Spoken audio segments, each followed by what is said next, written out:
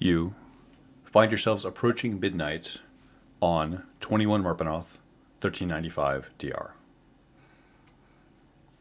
Your mind's eye is far to the west. There is a guard change happening at the top of the hour. Inside the Flaming Fist headquarters in the government district of Athkatla, there are planners working into the night. Assets unaccounted for. In the far reaches of the east of their empire, risks are growing. A marshal and a major are both unaccounted for. The wideband divination systems suggest trouble. In 2 days, the Fist will have answers. Their most eastward caravan is Sun's Bounty 6, due to arrive in Evening Star in 2 days. It will rest there for 2 more, while sun melons are loaded for export south. Sun's Bounty 6 will head east on the King's Road to Arabel, then south to Immersea, down into the lowlands towards Suzail, which has nothing if not gold. And so now, as Kareen raises her arms and her eyebrows, hundreds of miles west from you, pots of coffee and quills are going well into the night. And now we find ourselves here. Tilda and Julienne, you find yourselves outside of the Lonesome Tankard. You sense that if you're going to get any sleep tonight, you will have to act fast and come back here soon. Conditions outside are cold and dark. The moon is currently hidden behind a lacy ribbon of clouds. The wind gently buffets your face from the north, a cool katabatic wind. Winter air from the storm horns flows downward towards you here. I hope you had a nice birthday, Matilda Lochlaren. But first, we find ourselves inside the Lonesome Tankard. Rain, Dainavir, and Kaysen of Lathander are in the kitchen. Arsinoe St. Cyr, you exchange a little look with Ed as he stands up and walks toward the kitchen. Sporgle, you realize that the drow is staring at the side of your head. Her ancient and dangerous purple eyes flutter. She pretends to look offended and tilts her angular blue head. We don't like Bless anymore? And one room away, Ed leans against the doorframe. His right hand slides up the door jamb, 4 fingers gently tapping along the wood as he traces it upwards.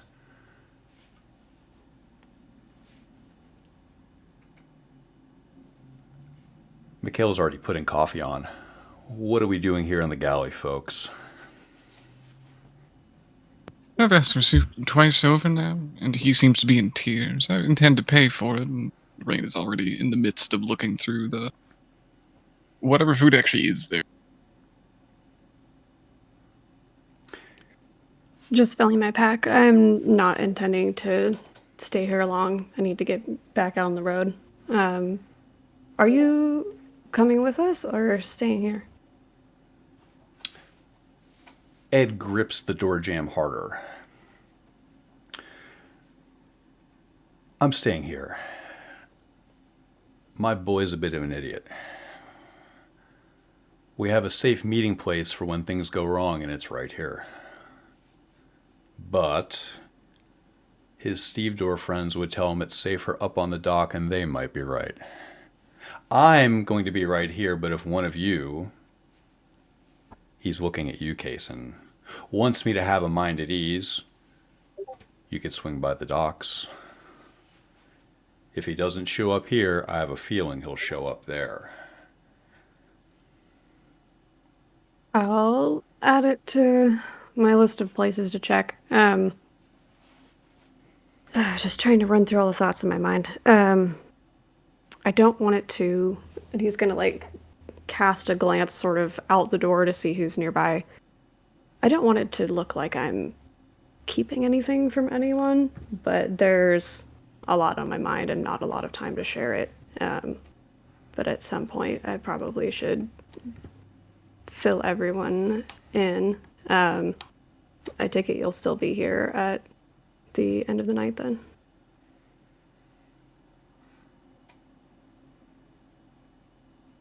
He walks up behind you, Rain.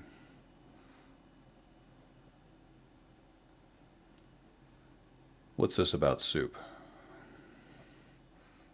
Is there soup? Any vestiges of food whatsoever in this kitchen? You look around. It seems like someone has potentially ransacked the place. You can see drawers left open, cupboards open awry. There are ingredients here, but they might be somewhat limited. You could find the basics of what's available in a larder. You could find animal fat, potatoes, some onions squished into the back of the cupboard that a short arm would not have been able to reach. You were saying. I was going to go on about it, but years ago there was a nice lady that I believe ran this place. Or I might be getting it mixed up between the two. She made nice soup. I came here for soup 2 nights ago. No soup. I'm back here yet again. No soup. I'm hungry, and it does seem, if I was to hazard a guess, little goblin hands have flitted about these places. So I'm going to break down, and I'm going to eat a delicious and wonderful elvish travel ration from the wonderful military that so graciously allowed me back in. If you may. And he's going to try to push towards the entrance. You do so, pushing back into the main room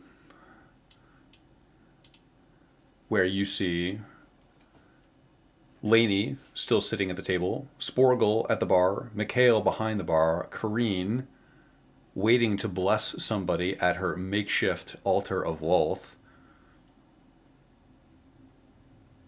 and sitting at the fire by herself, Alice Osborne. I don't think Rain's ever actually met Alice. I believe that's correct. This was more of a general inventory.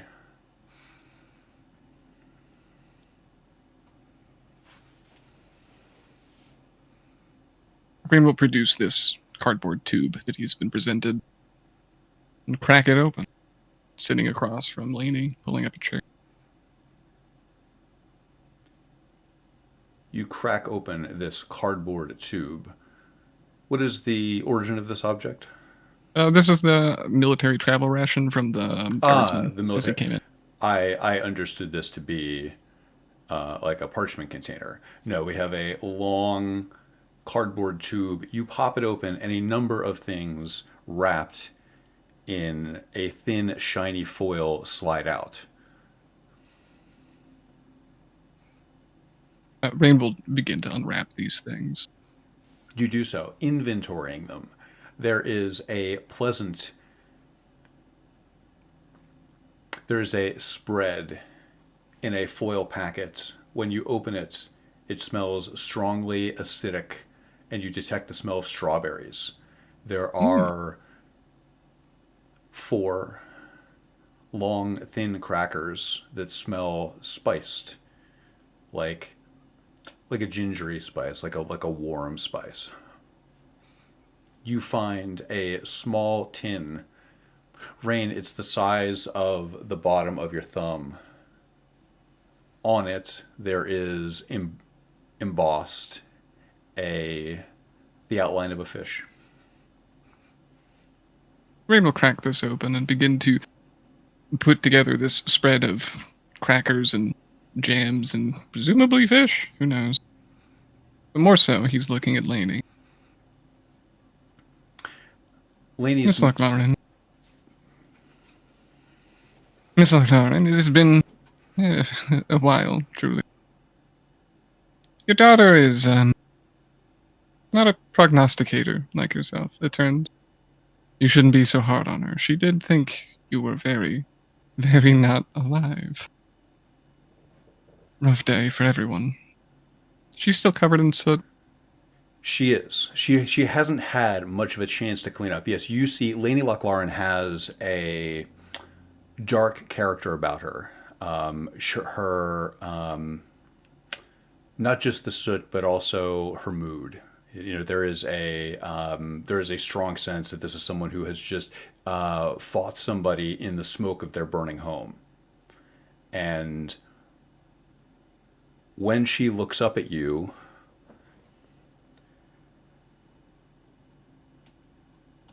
or maybe I wasn't hard on her enough. Rain will The words- scoot one of these little crackers across the table towards her as they have this conversation. How does that conversation make you feel? How does the realization that perhaps she blames herself for not being harder on Tilda make Deeply you feel? upsetting. But Rain will still wear a wry smile. Maybe he can dig her out of this hole. She accepts your cracker.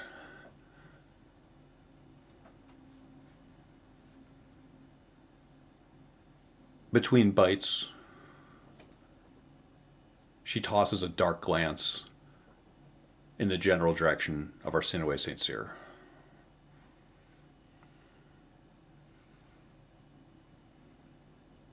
No, break bread. And Rain will do the same and scoot a little cracker across the table. He has 2 remaining. There's an odd look on her face as she looks at the cracker, and she quickly shakes her head and says, "That's very kind of you, but I should be getting back home pretty shortly myself." I don't know. Madame Lochlaren, are you set here for tonight? Her mouth quivers a bit before she responds.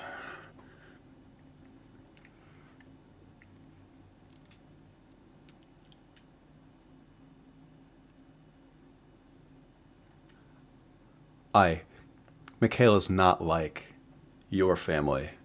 He would never leave me out in the cold.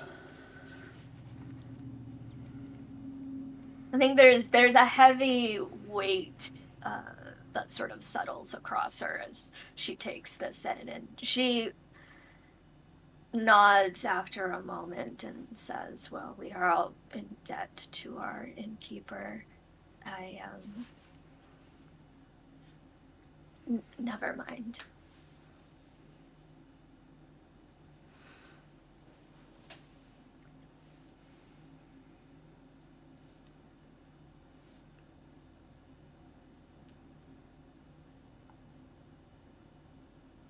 Is your father home? No way. Sorry, can you repeat the question? Is your father home?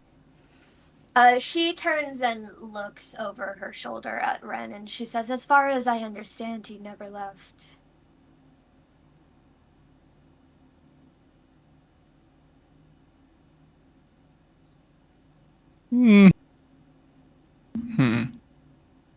I'll piece that together in due time. Speaking of due time, he's going to cast a glance across the room to gesticulating Kareen, sorry. To you, I think I've solved your riddle, not so much the please no blessings this time. I don't think I found your quarry per se, but I do think I know where it is. She drops her arms and instantly walks toward you. She locks on to you. Clearwater Cave, yes. Northeast. Across a little stream. I found, I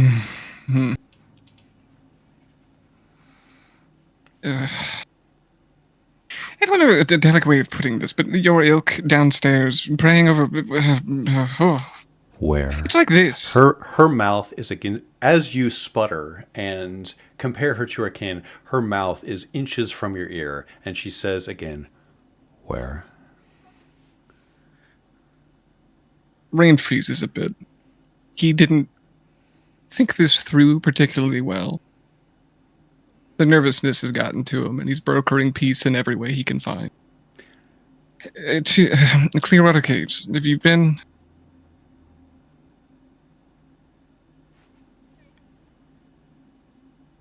She is to the east. As you stutter, she is licking your earlobe and running her hand up the front of your chest. Rain will crumple into himself. You crumple into yourself, but thankfully her other hand is supporting you. She is nuzzling the side of your head. Clear water cave. There is an aboleth there. I would think as much. The further in, large, goopy. It's like the jelly on the table. There's a pit of darkness. If I was an aboleth anywhere, I would be there. Truly. Please unhand me. How sure? She slowly unhands you. She looks at you, her purple eyes into yours. How sure are you? I would hazard 8 of 10. 8 times out of 10, I believe I'm correct.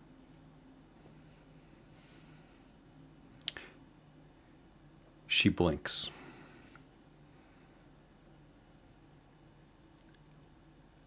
Very well, Rain.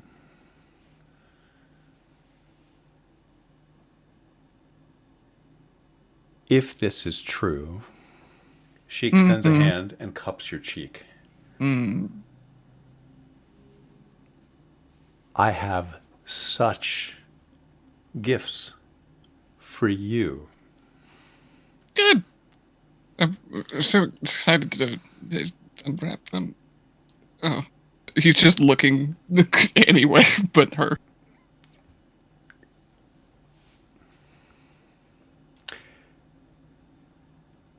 She elegantly takes a step backward. She looks toward the door, back over her shoulder at you for a moment, seeming to memorize everything about you, Rain Danavir, and walks out into the cold night.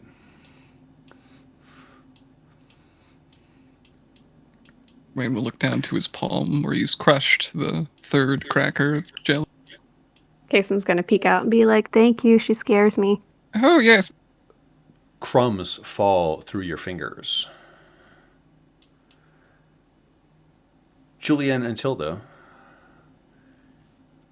you see a drow matron mother exit the Lonesome Tankard,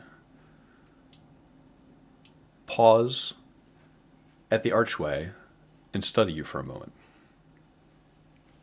I'll wave. It's your turn. You wave, Tilda. She doesn't return the wave, but rather tilts her head a little bit. I'll shrug and turn around up the road to my ancestral house. She is approaching. You're leaving toward... Oh, as I turn back around. Okay. Do we really have time for this, Tilda? What? I'm not her. What do you mean, us? Hi. Hi. Can we help you? Yeah, can we help you? You can help me. There's a cave east of town. It's... Oh, yeah. We were just there. We were there last night, actually. It's, do you know where the St. Cyr Manor is? You take the road, you take a right, and there's a little kind of like stream across the river. You can take the boat across there. And then northeast from there is the cave. Yeah, it goes pretty deep, I think. How deep? I've heard people whisper that you could get to the Underdark from there. I'm sure you know all about that, though.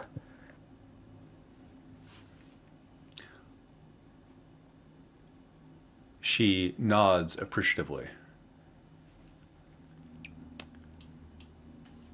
Thank you so much. Have fun. She walks past you into the darkness. I'll turn right back to Julianne. You know, what's always confusing to me? I've heard, Utamo does not answer direct prayers, but then what are dreams? I don't really understand. Either way, I don't think I really have much interest in his prayer answering at this moment. Do you? I mean, he's all the way out past the fugue plane, out in the outer realms. You really want somebody like that to contact you right now? I don't think so. Tilda casts Song of Rest.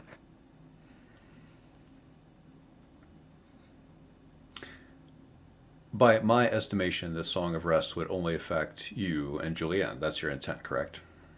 Only the people in earshot, I'd assume. I agree. So, I assume you operate something like a warlock with your alchemy shit?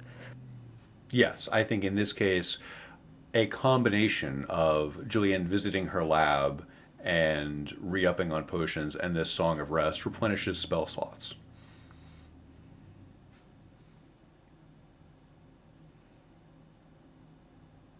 Either way, we should get moving. This night's not over, and we need a little pick-me-up. We do, and well, I'm not too keen on you. I suppose sharing details about our little cave, but it is what it is. Julianne, I don't think anything can stop her. Not giving her information is certainly a start. Wouldn't you rather have somebody like that in your favor? I don't understand. I would rather not have her here entirely. She's not so bad. She hasn't done anything wrong. No, she hasn't, but we also don't know what she's going to do. She is an anomaly. She is a variable that cannot be accounted for, and I do not like those. Oh, that explains why you don't like me very much. Okay, Julianne. Yes, Tilda. I activate my precious gifts from Noe, the wrist bracelet that casts light. Here, follow me. I know the fastest path to my house, and forgive me. I need a distraction, and you are that right now. That is fine. I will do what I can for you, and I Tell me how to make a healing potion. Okay, we can easily review it. It's in the notes I gave you, the beginner's notes, but I know, I totally forgot. I'm not supposed to put belladonna in, or I am? it depends on what you're going for. Well, a healing potion. Well, yes, there's different strengths, and they could also have side traits and everything like that, but if you just want basic healing, If I gave a healing potion to a vampire, what would happen? hard to say. I've never done it. You've never done it. Wow. I'm hurrying along up the path. One moment.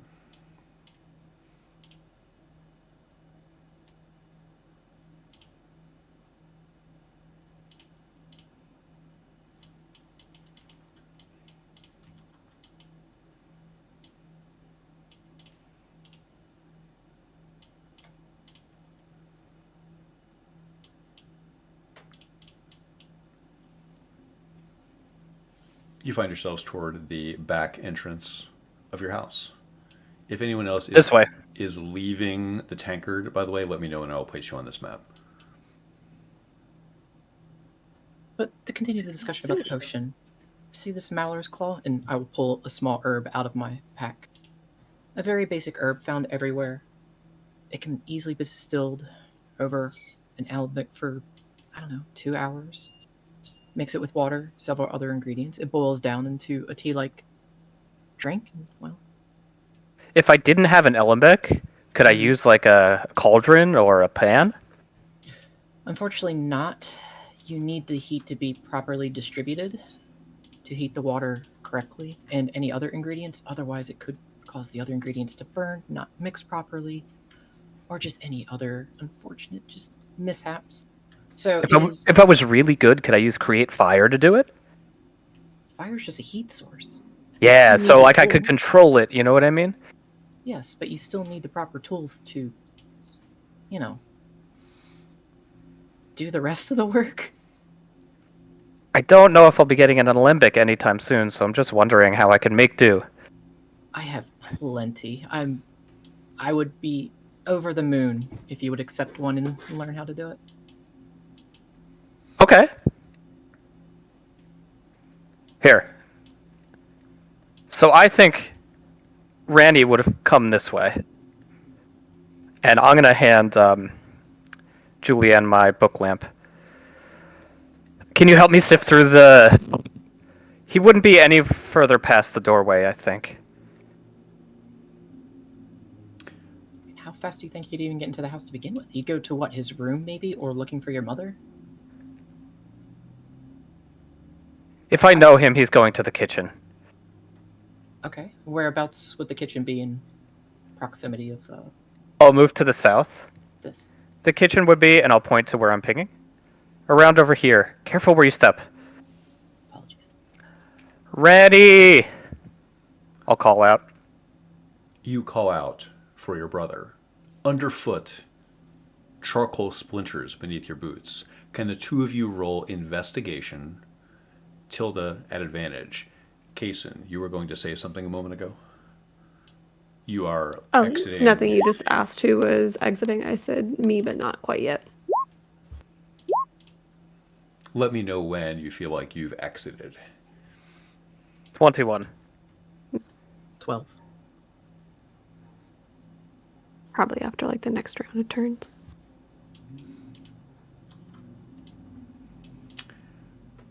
How about after I've placed you on the map? How about after I resolve this initial investigation roll?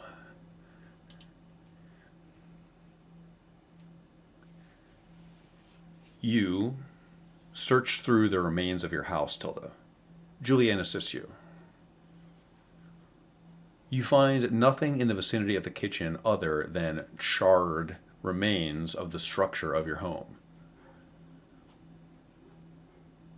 You infer, based on the speed of this, of how quickly this must have spread, you assume that it's some type of incendiary device must have played a role. Near what was once your front door, you see something colorful in the dirt just outside where your door would be. Kaysen, I'm going to scramble up toward it. Sorry. you do so. Kaysen, you scramble out into the night. You find yourself walking alone on the road in Evening Star. And I'm sorry, Tilda, you were going to say. I think let Kaysen go.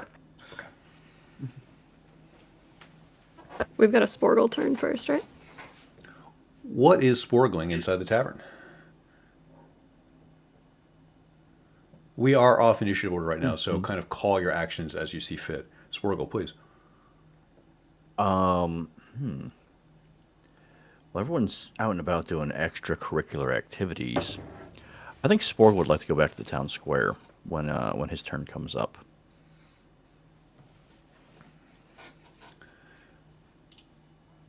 Give me one moment.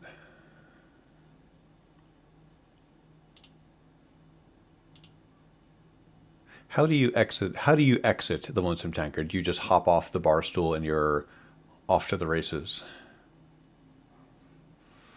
He corks his mead and hops down, and he tries not to be seen exiting. He just tries to stroll out casually.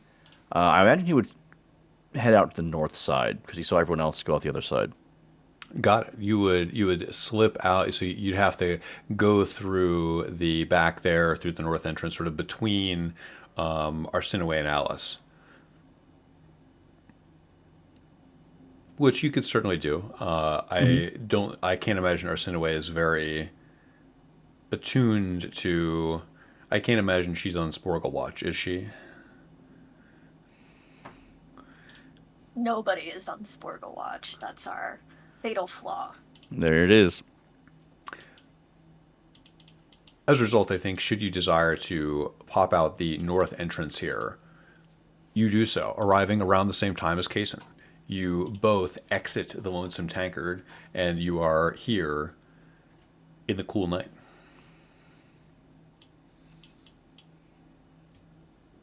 I think before I step out, I would definitely want to let people know where I'm going. So I'll just stop in and just sort of make a quick. Who's still inside?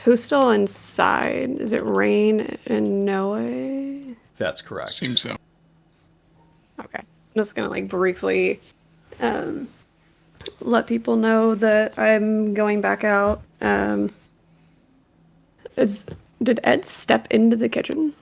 Is he did. just looking for soup? Ed sidled up alongside Rain when he was looking for soup, and as far as you know, Ed is still in the kitchen, and he could be certainly one of the people that you apprise of your plans. But it sounds like you say something quick to No Way, perhaps getting her on the way to Alice. How would you describe where are you going in your estimation, Kaysen? How do you describe your mission to your fellow paladin? Sorry, I'm like scatterbrained because I'm not on the same map. Is No Way like marching with purpose up to Alice right now? No, in fact, she looks a little listless and lost. I think she's still near the kitchen entrance. If he exits out that way, I think he can catch her. Yeah. I think before he walks out of the kitchen, he'll just sort of stop really quickly and just say, Rick was fiending for cigarettes earlier. I'm sure he's probably just, it's something that simple. So I'll probably find him at the docks and I'll get everybody back safe. So please don't get up to too much mischief after midnight. We should all get some She rest. laughs at that, at the great irony of him asking her not to be the one to sorry. not get up to mischief. Oh, sorry. Yeah, that was to Ed. Sorry, I'm like trying to talk to people I can't see. And then I guess to Noe, I'll just ask, are you planning to stay at the tavern? No, I'll be heading home shortly. Are you staying here? Do you have a place to sleep? Sleep is kind of the last thing on my mind right now. God, at some point we've all got to catch up on stuff, but there's just too much going on in my head to be inside four walls and a roof right now. I'm just going to just try to walk it all off and go look for people that we haven't found yet. Not sure. It seems like everyone else is probably resting. No, I think Tilda's off to try to find her brother. I'll catch up with her then. And he'll sort of Who just else is missing? looking for Rick and Ran and Andre at this point.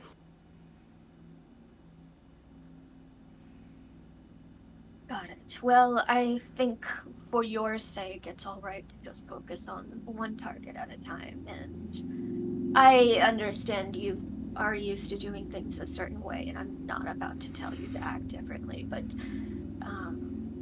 I can only imagine that a paladin of Lathander works best when the sun is up, so don't feel it a sign of weakness if you can't get too much done during the night. Thank you. It's hard to not beat myself up when I can't accomplish everything I want to, but I'll at least see if I can make some progress. And he'll walk out and just see if there's any sort of flow of momentum joining him as he looks for signs of where everyone else went. You exit the tavern. You have little to follow other than a broad sense of what Noe just told you and how that may track for places to go. Have you been to... Is Kaysen aware of the Lochlaren residence? He has never been there, and I also don't think he saw Tilda coming out of there. So he's pretty much planning to go north and just sort of check around by that little outpost, and then go up north past the bridge.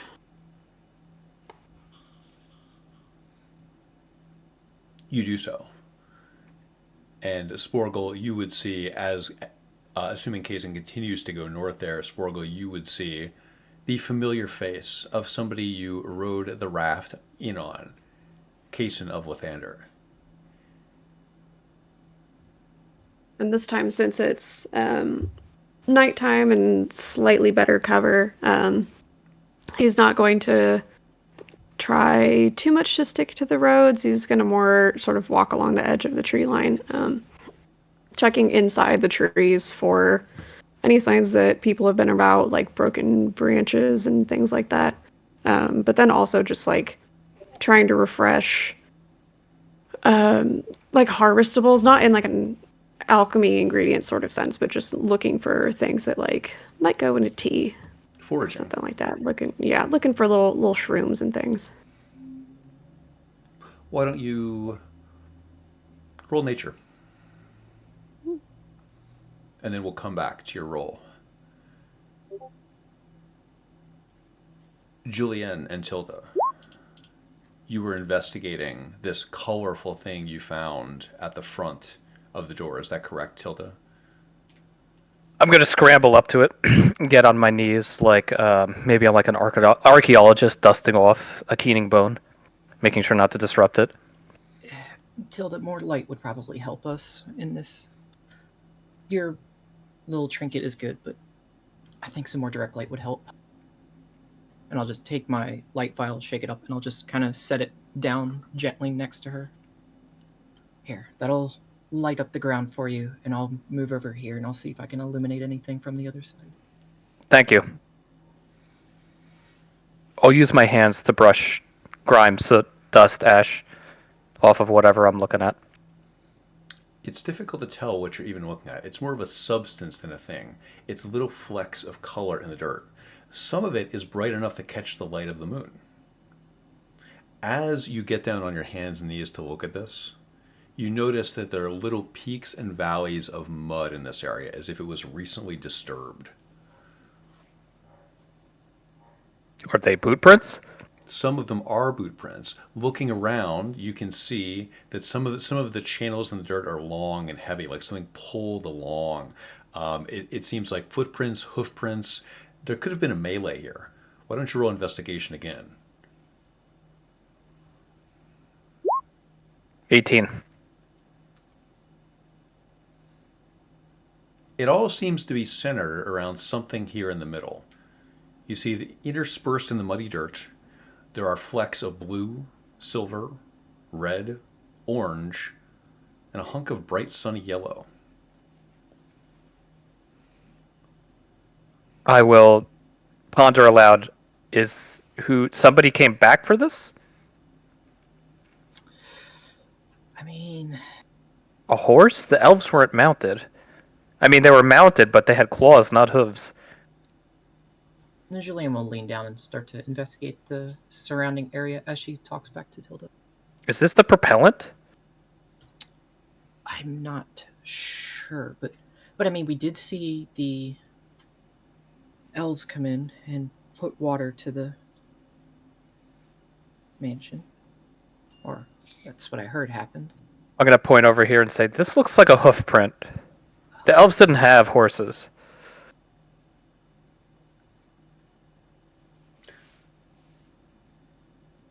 Is this just a standard hoof print, or are there any like deviation from a normal horse?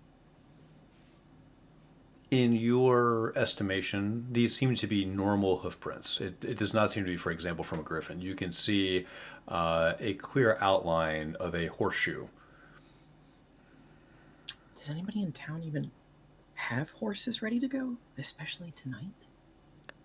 Plenty of people in town have horses. But the elves marched and flew. Yes. So, And they had nothing to do with this explosion. It was the fist. as far as we know, and that is our leading consensus, yes. When I got here, my mother was having a fist fight with Rebecca St. Cyr. Why? That doesn't make sense. I thought they were on good terms. Julian, don't be dull. There's plenty of conflict in this town right below the surface. You have to understand, I don't talk to people too much outside of the waiting room in my lab sometimes, so do bear with me. I'll point to the yellow bit in the middle. What's this? You know a lot about fire. I mean, that's what alchemists are known for, fire. Alchemist fire. Yes. How would you blow up a house like this if you had to?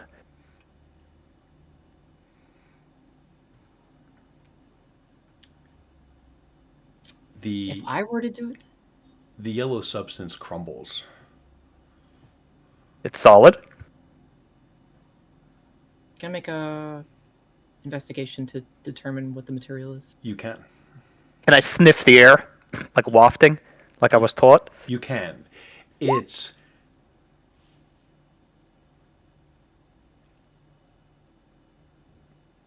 reminds you of art class. Dirty 20 on the investigation. A dirty 20. It's paint.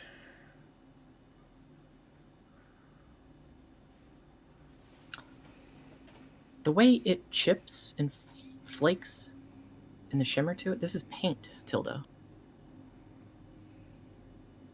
My mother wasn't big on art. Too No. impractical. This was not ours. You didn't have any paintings, no wallpaper or anything like that? Even just something colored? Like on the wood frames of the house or pottery? This is somebody painting over something. Somebody painted over something. To cover their tracks? Or to mark where they had searched, maybe? Because typically in a when the land is surveyed, they paint where obviously they surveyed, or if they're looking for particular markings for their tools and everything. My house has been here for over 100 years. I don't know why there would be a surveyor here.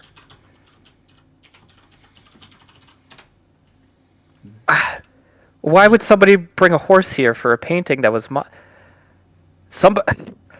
if the house blew up and it wasn't magical, somebody put something here. And it was probably here for a while. Yes, probably. So painting it might hide it, but why would it be yellow?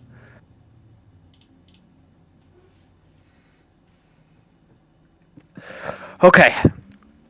Ran's not here. I need to find Ran. Or my mother's gonna kill me.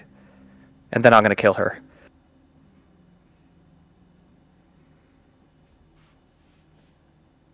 If I were to do this destruction of the house, though, at least from an alchemy point of view, I would plant vials of fireball, whatever you want to call it, at key support points of the building itself.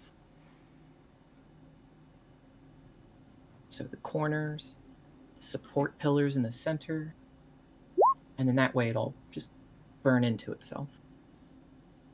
Tilda will nod, like she understands. Is this yellow paint at a critical junction of the house layout? No, it is outside the house. It is outside the front door. And where this paint is doesn't support that theory. Or at least how I would do it. Alright, let's think about it, I guess.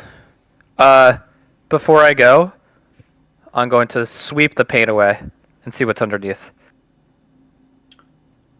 Mud. What the hell? It doesn't seem to be hiding anything. Kaysen, what was the result of your nature roll? I got 14 on nature, and then just in case, I also rolled perception for the sake of looking for people, and that was a 6. With your 14, broadly, you're foraging and looking for ingredients. What would you like to find? What is something that you're searching for? I think things that would make sense given the manner of the foliage. You could get some birch bark that could be used as a stand-in for parchment. You could get some fir bark that would be... Go ahead. If there's also anything that someone untrained in medicine, but trained in like emergency field first aid, would know how to process and use just to sort of restock his first aid kit, like anything to make like a really basic poultice or something like that, or like some kind of antibacterial sort of thing that he could process later. But mostly just looking for things that he can use with a minimal amount of processing, like little things of fungus or dried flowers, which would probably be pretty limited due to the time of year. You find you're able to collect a sheaf of sycamore leaves, which are highly astringent and could be used in a poultice. You think that, in addition to your basic understanding of first aid, certainly that is something that Rain would maybe be able to assist you in accessing as well. With your 6 on perception, you look between the trees, Kason. You look to the north, and you can see the outline of figures on the northern guard tower. But you see no obvious sign of Tilda or Julianne.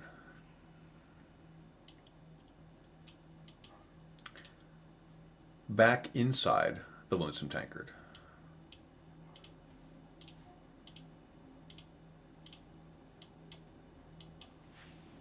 One moment.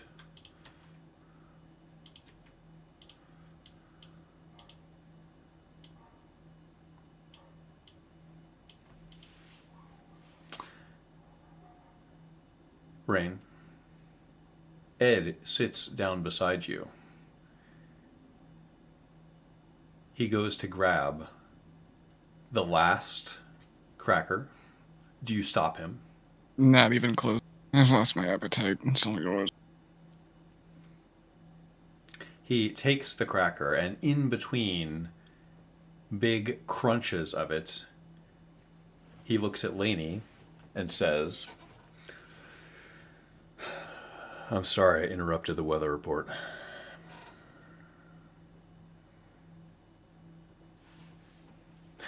Noe, you approach a woman sitting by herself by the fire. She is nursing a cup of ale from a wooden mug. She is wearing the red leathers common for laborers in Ed's crew, but hers has been reinforced with chainmail more recently. Her hands are bandaged and her scalp has bled into her hair, creating a crusty quality to the fronds of her chestnut hair. She has an oddly serene way about her, and she doesn't tense up when she realizes who is here with her. Hello, Miss Osborne. It looks as if you've had quite an evening yourself.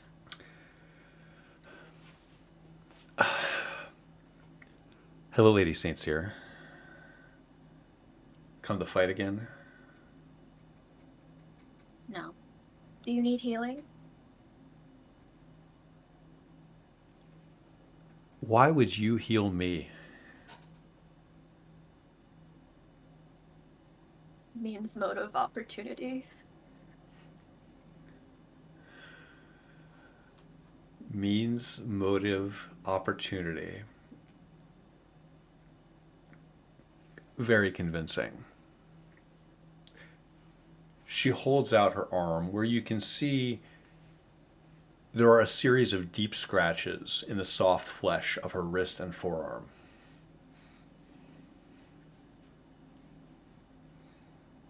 And I think Noe pulls up a stool, perhaps, so that she can get a deeper look at this wound, and will use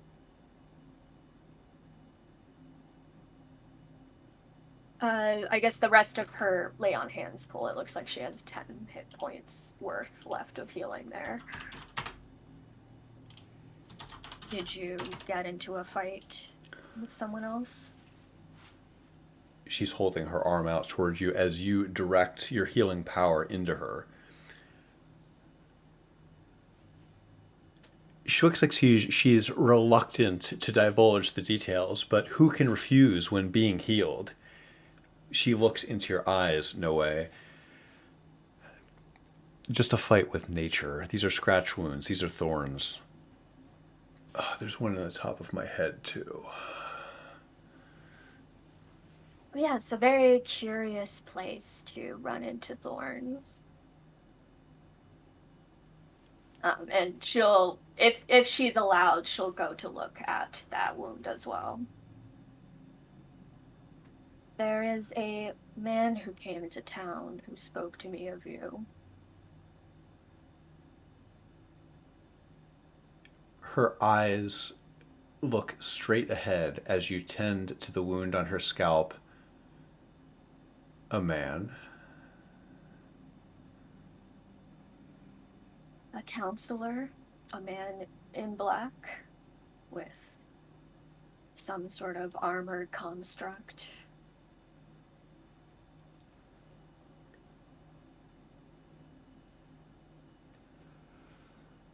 Please don't tell me you've been talking to the man from the winged serpent.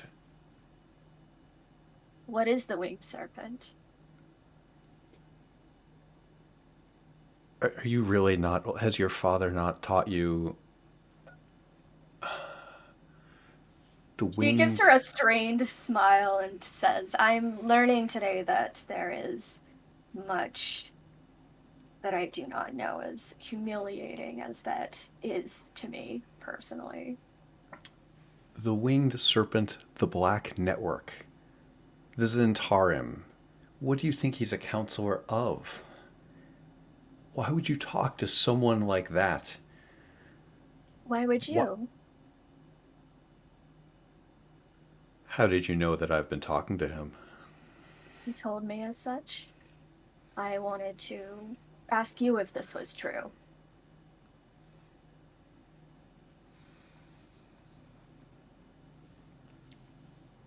She hesitates for a long moment.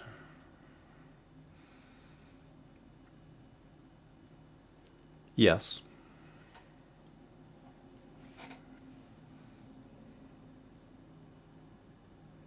I think Arsinoe finishes healing the wound on her head and then sort of pulls away a little bit. Her hands folded politely in her lap, just sort of studying them in the light of the fire, and says, I am trying to understand something about you, about what motivates you. Would you speak to someone from the Black Network for money, for power? Yes. Yes. What is it that you want to do with both?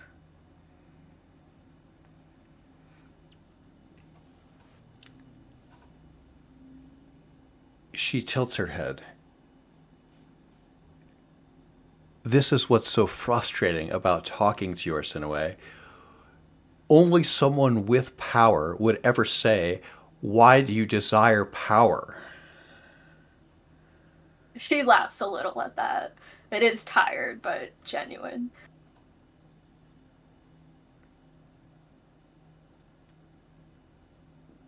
It's not a joke, Arsinoe. It's not a Well, joke. It's if you were to ask me how I want to use my power, it is to conserve things that do not. My understanding of my family's role here in Evening Star is that we are stewards of this land and the people that live on it. I am proud to have an obligation to people like you and the animals, the creatures, the river, Shantaea's bounty, all of that which lives here. when you say the creatures, you see her, you are studying her face, something that you're quite good at, Arsinoe. You watch her swallow hard and look away.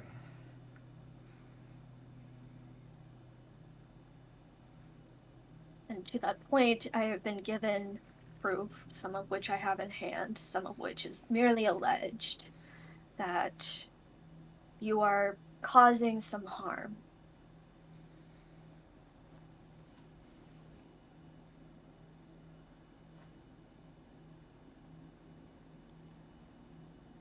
And you are the judge of what is harmful?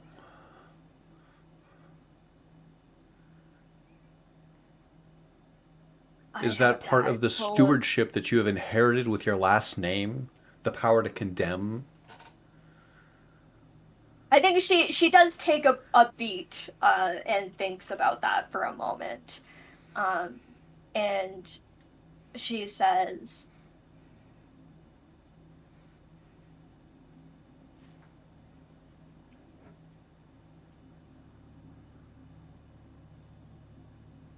no, I think if there is a reason that you are causing this harm,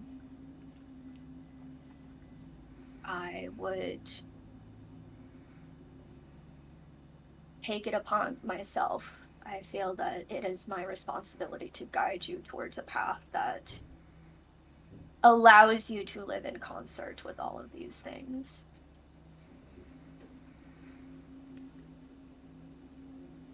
Do you know what I'm going to do with the gold from all of this, Arsinoe? Tell me. It's the opposite of what you would do. I am going to leave this place forever. Do you see him? She says, pointing an arm over at Ed, who is speaking to Lainey. I don't want to load ships for him ever again.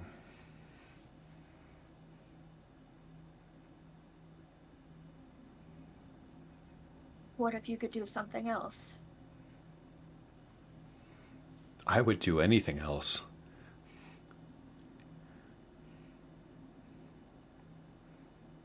Then let me hire you.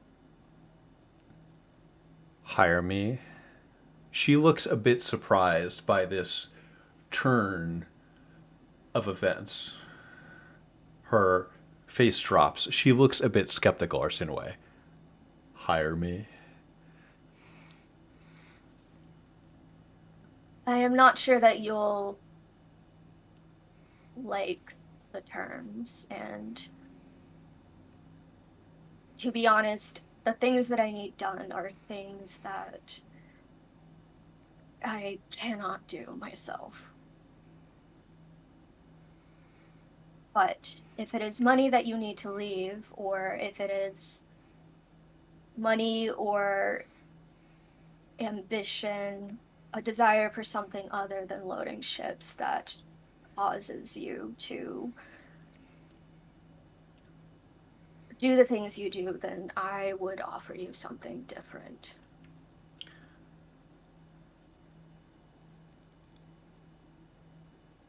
I'm listening, Arsinoe, but I fear I must make one thing clear. I need this money quickly. How much? Well, I need 50 gold in the next 48 hours or so. To leave? She nods her head. You realize, no check required, that she's probably planning on leaving with the Sunmelons.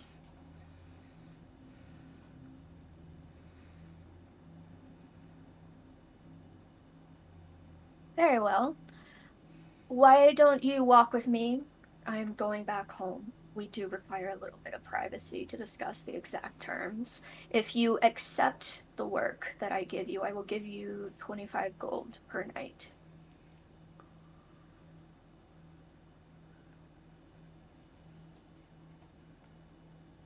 This is a funny sort of thing, Miss St. Cyr, where we're going to walk out into the night together, where you trust me not to rob you now that I know you have the gold, and I trust you not to kill me now that I know that you have the ways. Very well. She extends her hand to shake or to take it and stand up, however it's interpreted. She takes it and stands up with you. She sets her ale down and then immediately takes it, finishes it, and sets it back down. You lead her outside? Yes. You do so. One moment.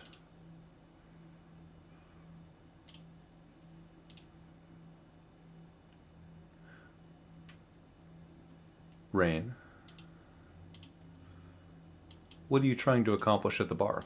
Mikhail seems a bit beside himself. He's gazing at the altar to Lolth. You have to wonder what he's thinking. If who am I to judge? Rain was attempting to go to the counter to procure some of this so-called coffee that was being produced, and directly to Mikhail. Once finishing whatever mug or cup of coffee that he has, he's going to try to discreetly place 7 gold coins under the mug and turn it over so that none else in here can see them. I assume 7 gold is a lot, even considering an inn. 7 gold is a lot.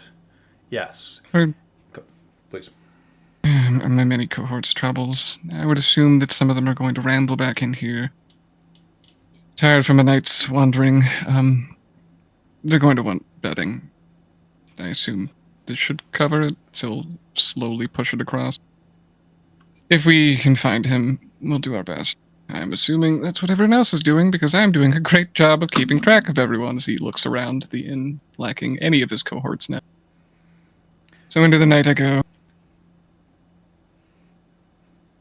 You have a sense that you are very isolated here. Mikhail looks up at you from steepled hands and sees the gold. And this is to make sure that I understand how you did this. You slid it under the mug, is that correct?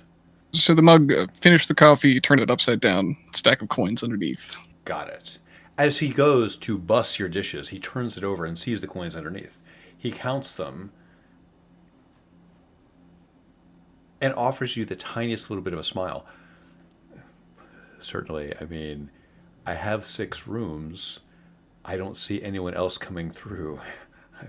I don't know what to say for this, but thank you. And yes, please, if you are still looking for him, please try to find him. Please I'll try do to my find best. him.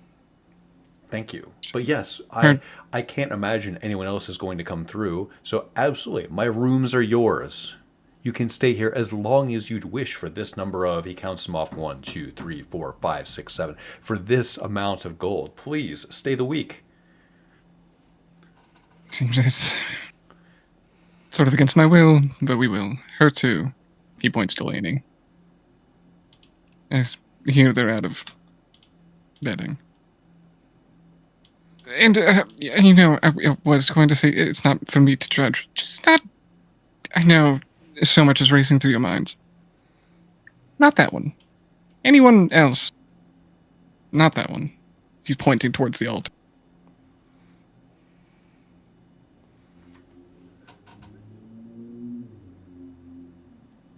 Roll perception.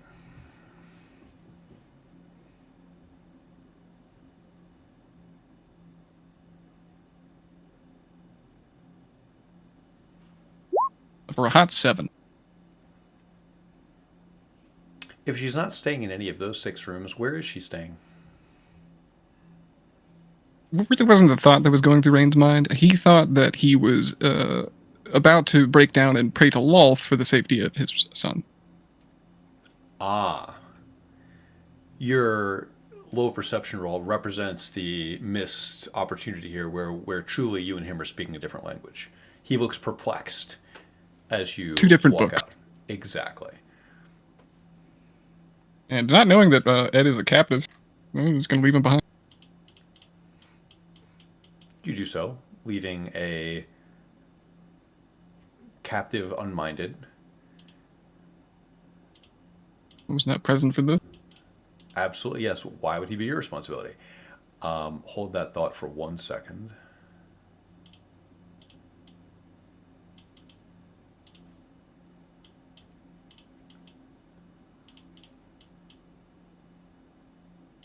Where does a combination of Kaysen, Sporgel, Tilda, and Julian's turns?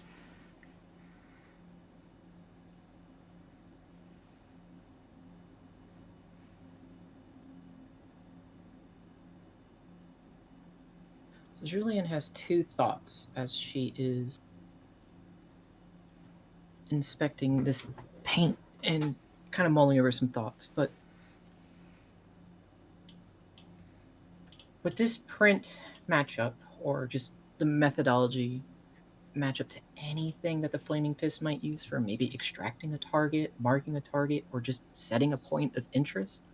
I imagine in her years of interacting with a lot of the Flaming Fist and even training with them some extent through her teacher, if this would come up in one way or another. You have never seen a substance like this used in any way of you. The Flaming Fist might use this to paint a sign, perhaps, but certainly Right. nothing about it resonates with any of your experience. You try to line this up to prototype to something you've seen before, to some type of procedure corresponding to the fist. This thing, the yellow paint, you can't seem to place it. That connection does not reveal itself. Okay.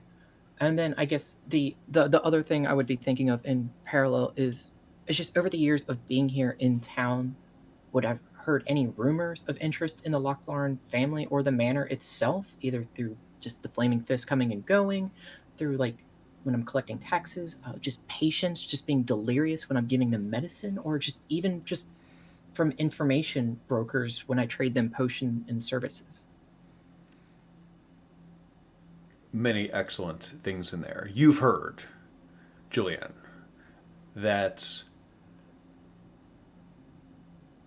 no one really seems to like Lainey. Lainey has a bad reputation. She is a know-it-all.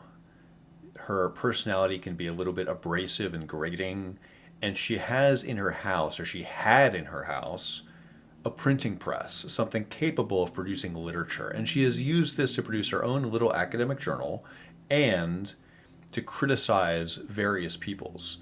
As a result, something you've heard is that many people wish to silence her just because she has this tendency toward criticism. So many people have made negative comments to you over the years, but it's never really substantive. It's always just sort of broadly about her character or relating to the fact that they wish they could shut her up.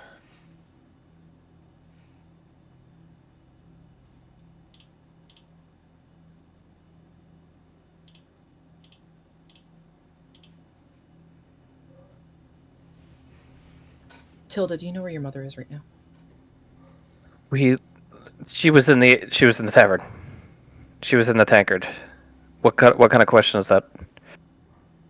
I didn't go into the tavern, so I didn't see her. So, or Let's go. I went in there briefly, but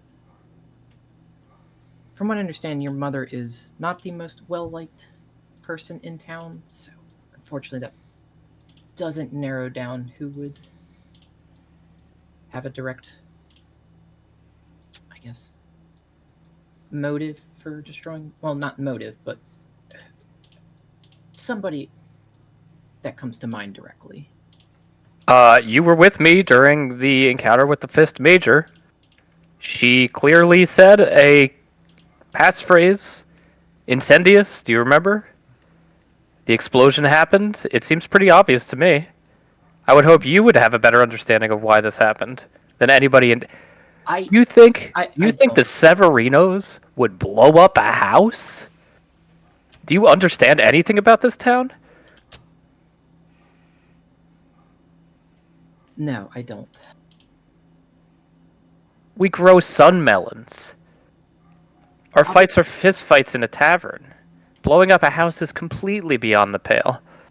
I understand that, Tilda. Please understand, I am here for my own personal interests, unfortunately, so that I did neglect to learn more about everything in the area, at least the people, outside those who visit me. But why the Flaming Fist directly would target your house, I don't know. Ed knows something. And Mr. St. Cyr, they know something. The Fists were going for them. They hit us. I don't understand. Ready! I'll call out his name. You call out your brother's name to no response. You hear a distant owl hooting. Can you speak with animals? No, just Willoughby. Who? My bird. You have a bird? Can you send the bird up and have him look for my... them look. Who? Willoughby's a man's name, right? Willoughby is Willoughby.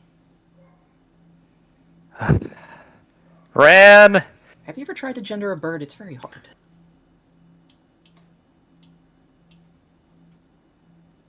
Go back to the path. I'm just gonna trace the path between this house and the St. Cyr Manor. That's when I last saw him. I think I should take one side of the road and you should take the other. Makes sense. And unfortunately, I cannot send Willoughby out to look for your brother. I've already sent him out to keep keep an eye on a Cinerot. Or whatever he called himself.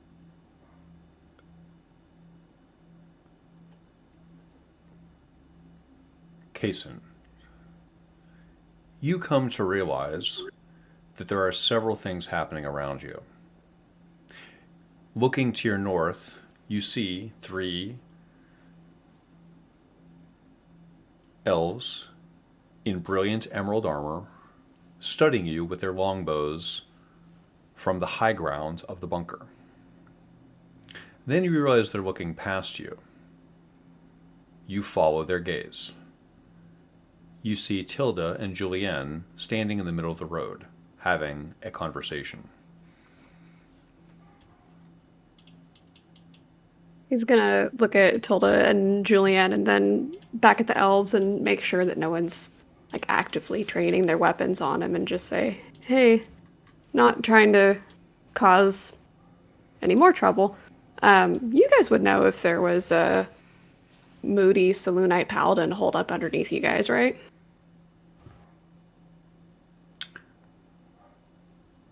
They snort and look between each other. It's clear that they've taken this as a joke. They return to you in Elvish. Moody Selûnite paladin. I'm just asking if there's Yes. anyone in the basement. Maybe under the bridge. Under the bridge? Thank you.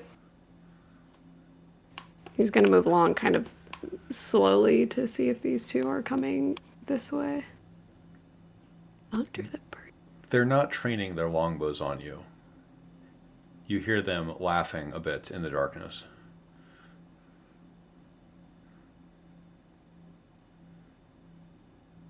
He's not gonna climb down, but he's gonna walk up and go, Ran, if you were like trying to hide out somewhere, you would find a cooler spot than under a bridge, right? You wouldn't be over here.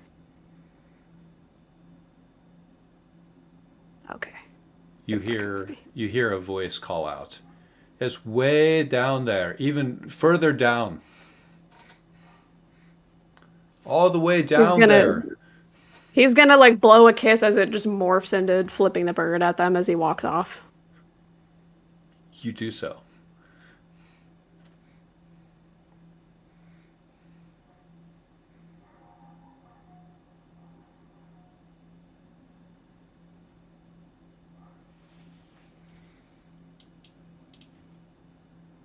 The Sporgle up to over there. Yes, tell me of your Sporgle adventures. Are you hightailing it to the markets? Are you Yes, he is. Okay. How are you getting there? Stealthily, subtly? Stealthily. Okay. Roll stealth.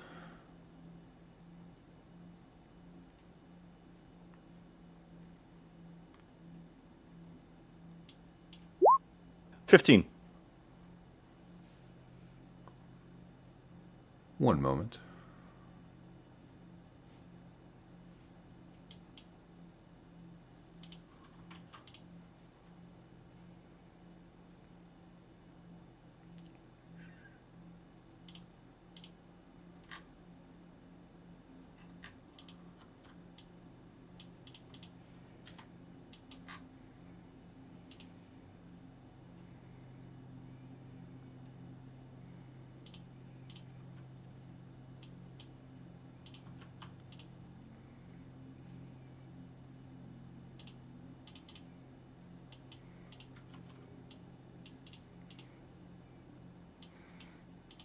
Sporgle, you creep along by yourself in the night.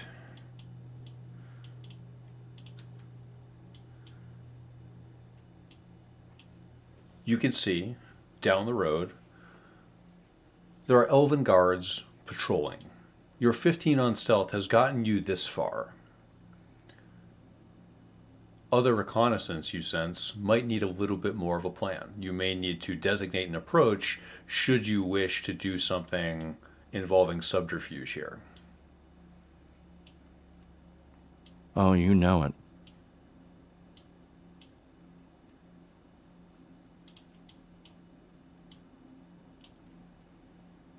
Okay, so Sporgle is going to...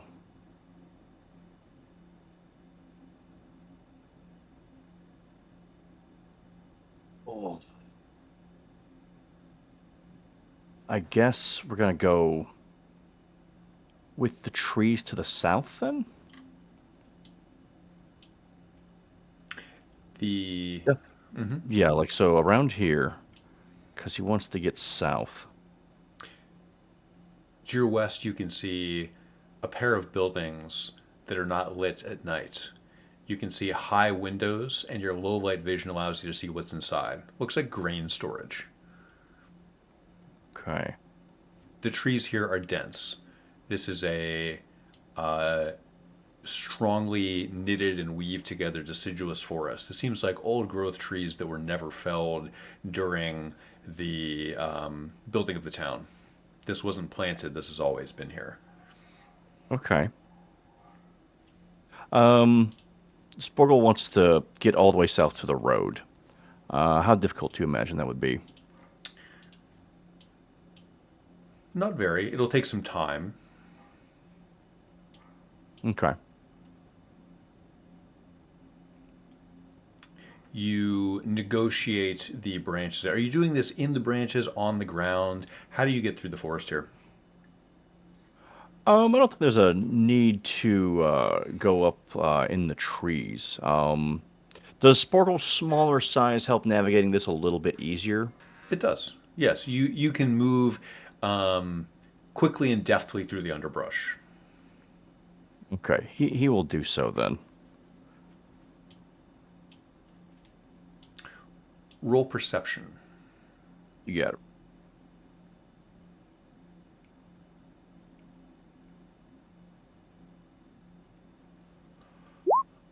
$17. As you pass this large rectangular building, you see people getting ready for bed inside. Looks like some type of boarding house. Go ahead. Would that be the one to my east or my west? To your west. Got it. Okay. The house to your east has frosted windows. It's harder to see inside. The one to the west looks like a public house. The one to the east looks like a manse. The people inside the west house, are they human? Elves? What's going on there? They're human. Okay. Okay. There's no one coming up or around the road, right? That's correct. Right now, here late at night, this road looks completely deserted. You hear the sounds of crickets and cicadas from the forest. Okay, Sporgle is going to try to make a dash out in the open from this bit of trees to the next little grouping of trees to his west.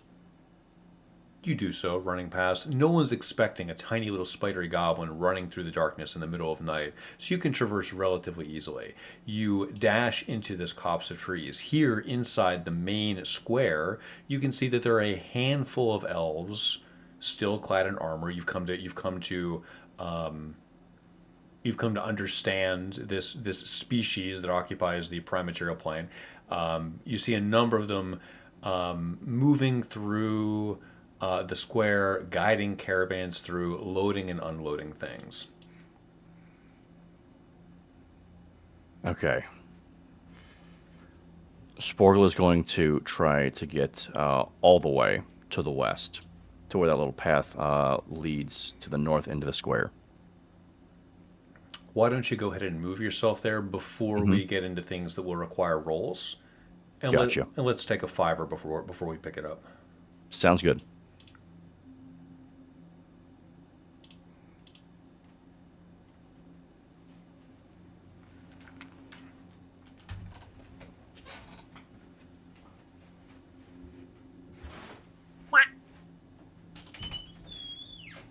Correct. Mhm.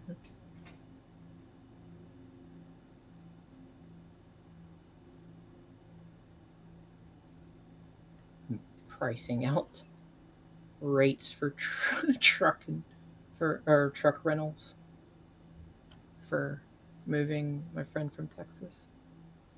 It's gonna be expensive. It's looking about 1,700 right now for 5 days. That seems low. I would be a little careful because some of these movers just straight up rob you. Nah, this is just renting the U-Haul. We're gonna do it ourselves. Okay. Oh, like a truck. You're not Yeah, hiring someone. it's just a U-Haul. It's like a 10-foot truck, enough for like a studio to 1-bedroom apartment. If it needs to be slightly bigger, bumps it up to 1753, and like a better towing device for the car would bump it up to 1,900.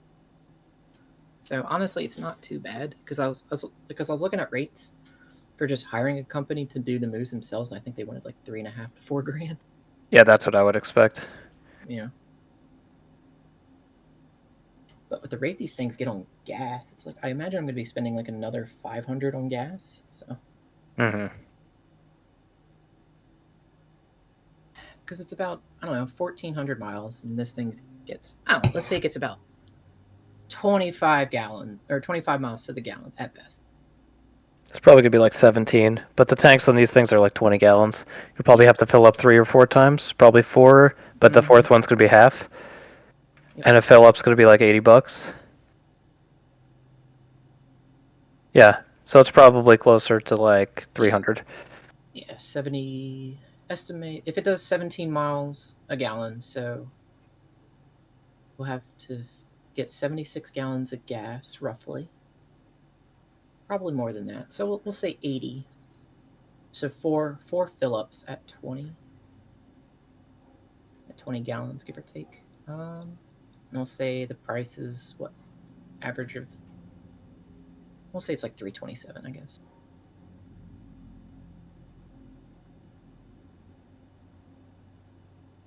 About $261. Just gas. Not to mention, it's like if we stop to stay at hotels or anything either. So it's probably gonna cost you like 700, 800 more Mm-hmm. just to hire people. I would just hire people. I'm thinking about it, but then it's like we would still need to fly back. And one plane ticket, it's like 300, 200. Probably. Yeah. Be right back. Okay, good luck.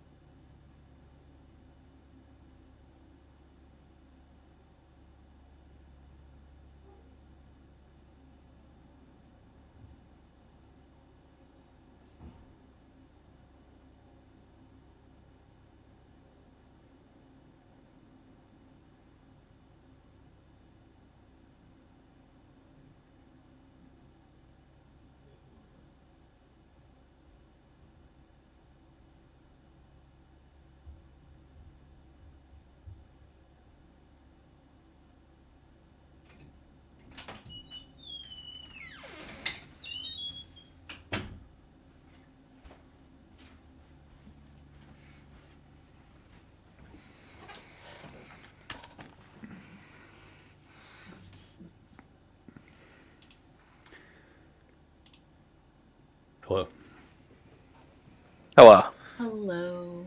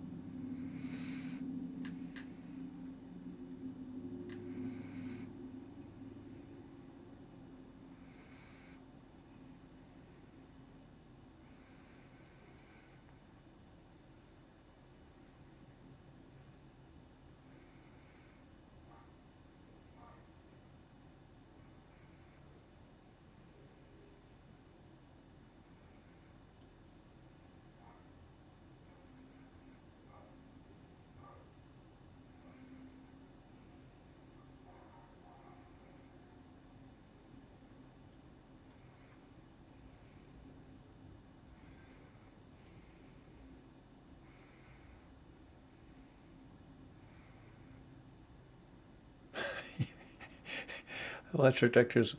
He might be a Toril 4, but he's a Goblin Village 9.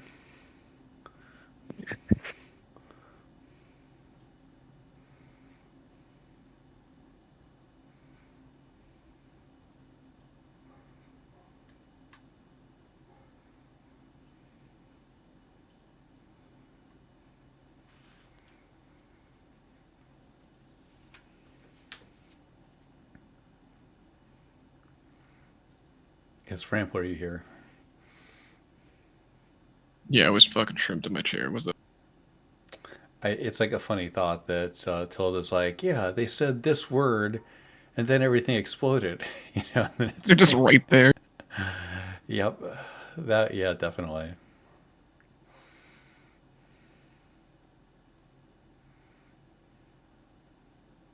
Hilda's never been wrong before.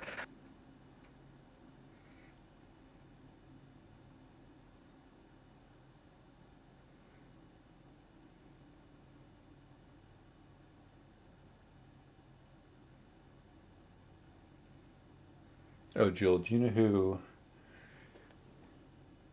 Jewel, what is this? Oh, I know that brand. Do you? I Yeah. I don't. Yes, yes. Bree said you would know. Yes, she said that I should show you Wait. this Yeah, stand up. this Let me very see like what it- NG Core T-shirt. Oh, I love it. That's awesome. Yeah. Yes, it's a I guess indie. I don't know. A Lolita brand. I don't know, but I recognize that there's probably a certain irony to it, but it just goes over my head. It's a good brand. I just discovered something incredibly strange. What? I've been wearing the same gloves for about 2 weeks straight to work, and I've only encountered these gloves. And I pulled them out of my backpack, and there's only 2 gloves in the backpack. And they're definitely 2 completely different gloves. I have no idea where this one came from or where my regular black glove went. But Casey's going to be having mismatched gloves today. Very on brand for the boy. Huh. You seem to have gone through a wormhole into an alternate glove dimension. Oh, there's worms. Gloves is slightly different. I love Wormworld. An aboleth hole. Everybody always talks about the more exciting and riveting parts of the string theory, like moving through the universe, but it's much more fun to think about all the tiny mundane shit that changes, right? Mhm. Now you're in one glove too big universe. Maybe the urgent glove. Everyone here, everyone feeling adequately refreshed. Okay. Sporgle, you find yourself at the edge of the market in Evening Star. It is the middle of the night. Describe your intentions. Sporgle wants to get to that Zentarum cart. Does he? Oh, he does. Mr. Severino said he had some good stuff in there. Describe your approach. Oh, that's the question, ain't it?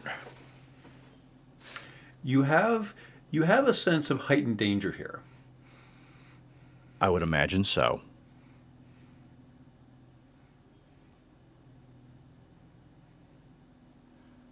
We'll use the trees across the road. One thing I was curious about is that I noticed there's like arches over the little entrances here. Let me zoom in for a sec. That's right. Yes, there are. Are they just connected to nothing, or is this area walled, or are they just decorative? Like, what's the deal? You sense that in the spring, flowering vines probably grow up these. Okay, so they're just for decoration. So Sporgle is going to here's our first move, right? We're trying to get to here, right? So we're trying to get across that gap and into the bushes. Roll stealth at advantage. You remain obscured. That turns into a 21. Okay. Rolling against, one moment.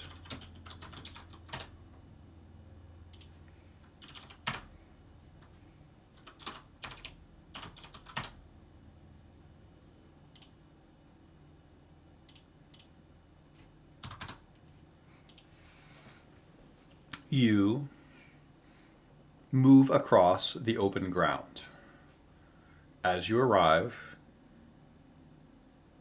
you make the sound of goblin against foliage.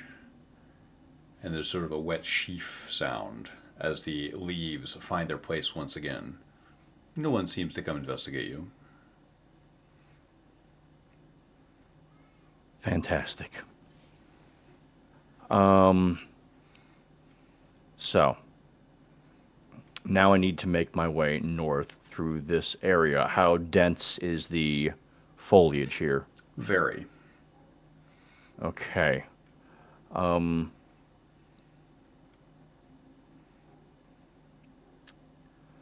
oh man. All right, so so my next move, I need to get to here. That's where I need to get next. From there to there. Got it. You spend a couple minutes doing so. As an optional reaction, when moving between the buildings, you could spy a glance at this man in a black robe and the animated armor behind him. You sense that doing so, stopping to take a look, may expose you as well. But doing so without being detected might give you additional insight into either his actions and composure, or it may give you advantage later should you attempt to approach the cart. You get additional perspective should you choose to. However, if you stay there for a moment, mechanically I will roll perception against you again, but you may get advantage later should you try to glean some additional information. As you consider this, you recall that before you entered the prime material plane, attempting to briefly brief yourself on the dangers that may await here, and you recall an informational guide to Faerun. You remember a little black robed figure and a long red jagged line. At the end of the long red jagged line, a pile of dust.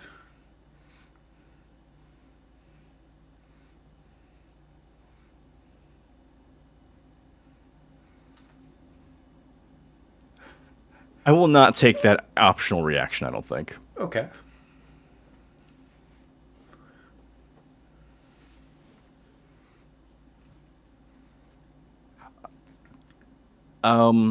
Assuming we're still going forward here, tell me about the orientation of this cart.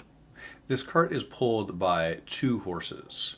They must have been standing here for a while as you see the evidence of horses piling up behind them.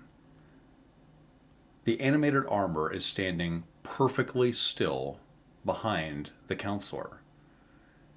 You can see in the night the flame at the tip of a match as he lights a cigarette and stands casually as if he's waiting for someone. The back of the cart is oriented north. There are 3 crates in the back of the Zentarum cart. It would be difficult to discern what's what without getting closer. Would you like to? Okay. Do you want to internalize some of this and maybe formulate a plan, and then I will come back?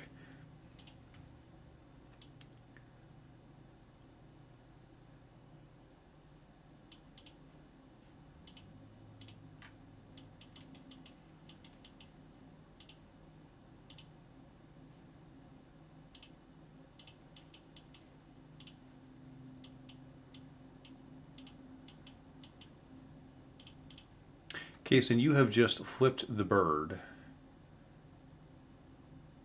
to the guards up on the guard tower. Julienne. I flipped a couple birds lately.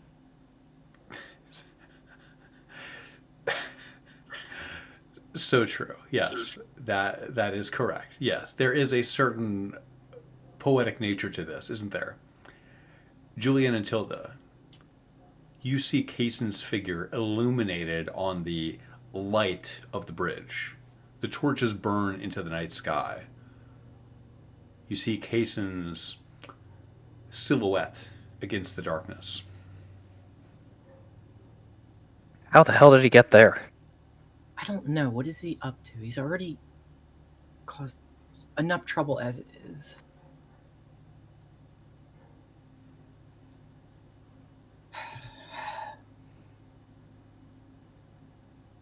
Walk forward and watch what Kaysen's doing as he does it. I'll also keep an eye on Kaysen. Yeah, he's not really walking off or waiting for anyone. He made most of the walk today alone, save for the unfortunate company of Erilyn. So he's kind of indifferent about being joined by anyone at this point. He's just trying to pick a direction and go.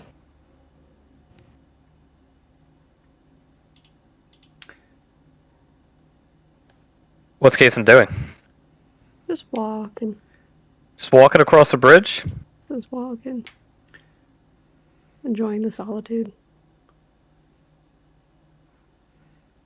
He's got a little pea brain. It's good to have some alone time to process everything. You are out by yourself in the cold and unforgiving night. As you walk across the bridge, Kaysen, you feel wind moving east to west through the channel of the river. Tilda, do you still want to check the guard post here for your brother? He's not there. How do you know? Because I cast a spell. My apologies, didn't catch you do that. Do you want me to ask the guards if they saw anything? Okay, let's do that. It's worth a shot. Yeah, you're right. I agree. Let's do it. Do you speak Sylvan at all? I do. Good, I do as well. So this will make it easy.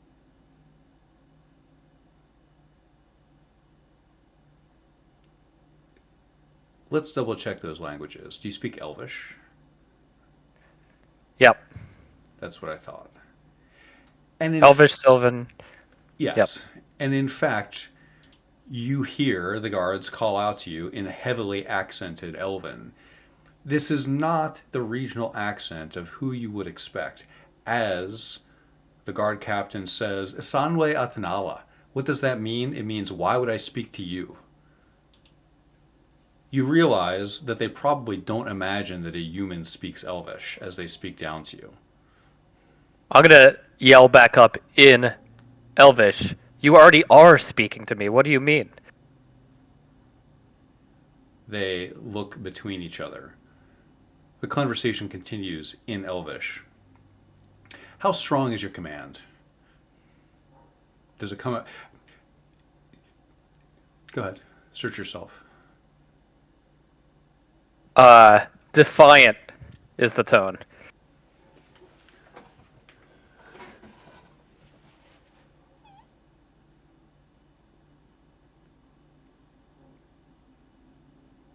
What do you want down there?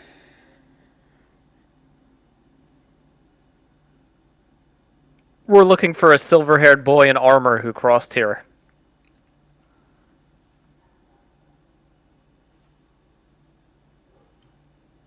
He is the child's family. We are simply just trying to reunite them. Can you please assist us? Would you accept the golden-haired boy instead? They laugh and gesture toward Kaysen. Can you make the hair silver?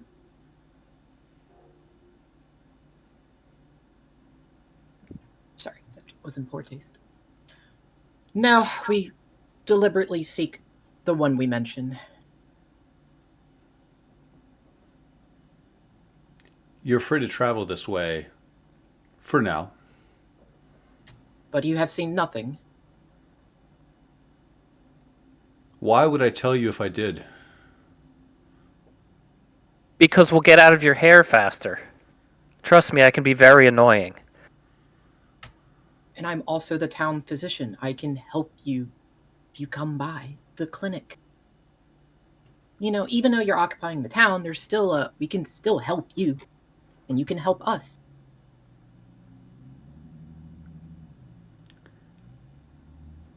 They look between each other.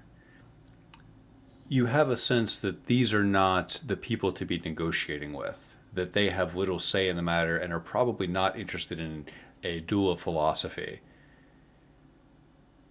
They show little interest in conversation. You call up to them, attempting to negotiate terms. You mostly see shoulders and the corners of longbows as they refuse to give you the time of day.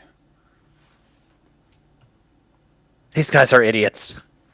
I'll walk away. They're grunts. They. And as they're talking, I'm just checking over the sides of the bridge to make sure there's nothing in the river. Probably not, but just checking anyway. You see cool, clear night water. Occasionally, bits of the moon reflect.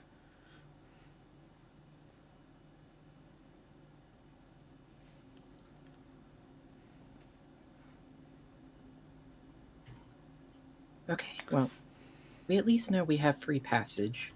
We can glean that much from those three. I imagine your brother wouldn't leave town, so where would the next best place be? The last I spoke to him, he was at the St. Cyr Manor, and he said he was headed toward our house. I already walked this path earlier today. I didn't see him. I don't know where else he could possibly be. We asked those elves. I asked when you were in the town square if he was there. He wasn't. I have no idea where else he could be. I can't imagine that he didn't just go straight for my mother. Your mother's either at the inn. I meant in the house at the time I spoke to him. Right. It's been a long day. Please forgive me. Can you take the right side of the road? I'll take the left. Yes, but did we even... I don't know why I even oversaw it. Did we even see any horse tracks coming away from the manor? Because that could also be something we could try to follow. The road here is well traveled. It's difficult to discern individual marks in the mud.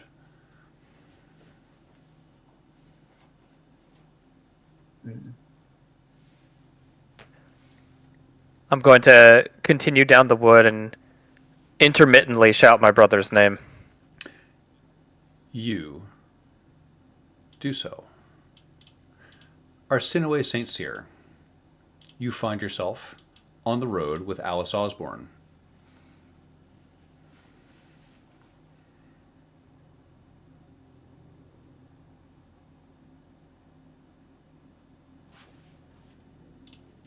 Just looking for my token. West side of the zone. There we go. All right. Okay, so they're walking side by side. I think in relative solemn silence, which is broken by Noe asking, "What is it that you seek outside of Evening Star?"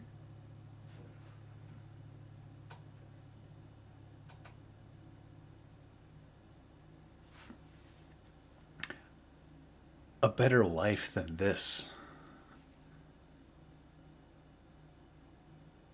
I was not like you, born up on the hill. I can't wait to leave this place. I've wanted it since I was a girl. And now, finally, through my own savvy and personal skill and my eye, I am close enough to securing a way out of here. He smiles a little and says, "You're much like Tilda in that way. Don't compare me to that weakling. Is physical strength the only thing that matters to you?" She tilts her head. When all else fails, you can rely on physical strength. When your certainly- horns, you. It certainly leaves you lonely, doesn't it? Strength only stays with you so long. You only need to look at my father for that. Your father. I pity him. Why? And she says this with genuine curiosity. The man can't even cut his own food. That's no way to live. But he has me, he has Ed, he has people to act as his hands. On the reverse side, he can read books in languages I haven't even heard of. He's invented so much of what keeps our town's water clean, what makes whatever small comforts we have easily rendered. I don't think you need physical strength to be happy, although there was a time I thought that myself.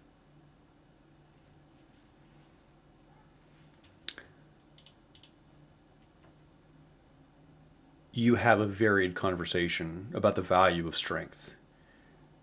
As you approach the flagstones that lead up to your ancestral home, she turns and stops. You said you had a job for me. Yes. I hope that you can understand that I cannot give you the details as to why I need such regents, but I do need something that I think perhaps you, with your skills, your strength, and your stubbornness, would alone be able to get me. And she sort of puts a gentle hand on her elbow and leans in to whisper exactly what it is that she needs from Alice Osborne. You do so. And in the relative solitude of the night, your words find only her ears. She listens raptly and then turns and looks at you and gives a slow nod as if she is slowly beginning to understand the gravity of what you just said and how that relates to what she has observed here in Evening Star. And you'll pay me 25 gold a day, today and tomorrow, if I can deliver on this. If I can do this thing for you, you'll pay me as promised? I will. I would be remiss if I did not say that I hope for a continued collaboration beyond that, but I will not stop you. After 2 days, I'm gone. Well, a lot can happen in 2 days, Alice. Is that not the truth?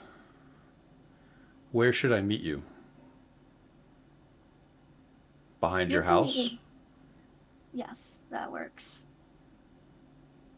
As you wish, Lady St. Cyr. And you sense for the first time that she's saying that without sarcasm in her voice. Is this goodbye for now? He sighs and steps away and says, yes, for now. At the interchange here, she bears southeast.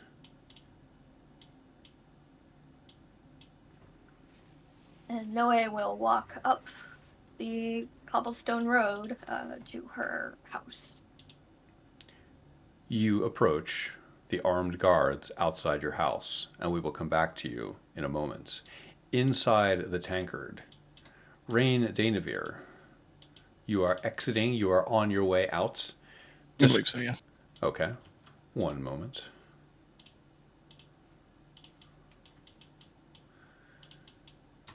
Are you heading south or north from the entrance? Go ahead, you were about to say. Yeah, Rain has no idea where any of the people ran off to, outside of, I believe, Kason had indicated they were going where? You said that you were telling us where you were leaving, but didn't really say. Yes, he would have said that he's going to check the guard post and then going north of the bridge. I'm sure that would go very well. Rain would probably headed towards the Loch Lauren Manor, though. It pretty much gleaned together that is what exploded, but at least Lainey didn't die. It does occur to Rain somewhere probably about 20 feet down the road that he's looking for at least 2 people he neither knows the names of or faces of. So he's going to start with Ryan. Meander his way back to the only building that he's probably been in more than the tavern in all of town. You approach the Loch Lauren house. The back approach has recent footsteps through here. Someone has traveled through here recently. You find the burned rubble of a residential house that has been burned completely to the ground. All that's left is charcoal and the bits of timbers that was once the framing of Lainey's home.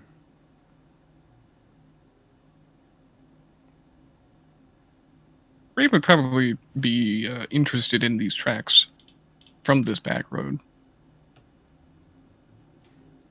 They lead to the house, and then again to the front of the house. A set of how many footsteps? 2. He'll follow them at the very least. They lead to exactly where you are, where you can see recent evidence. There are footfalls here that have filled with a bit of water. There is evidence that someone was just here. Grass is pushed down onto its side. You're shadowing someone. It could be the culprit. I've read that the culprits always return to the scene of the crime. In novellas. He'll bend down and try to be a bit more scrupulous of these footsteps. Do they seem armored by any means, or are they just regular boots?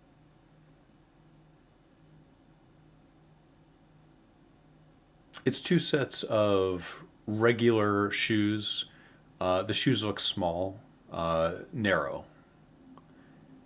Roll investigation.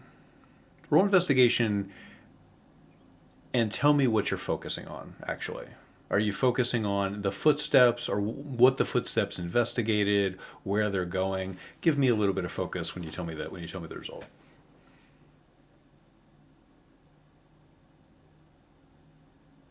I think more than anything, if they were going to return to this building and find something, if that's what they were coming back to get, like perhaps trying to dispose of evidence of what could have caused this explosion.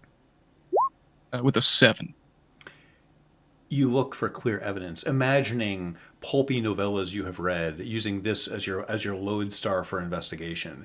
You imagine that whoever was here must have had some type of meandering speech about the deeds that they were about to partake in, and seeking a vantage point for that speech, you find nothing.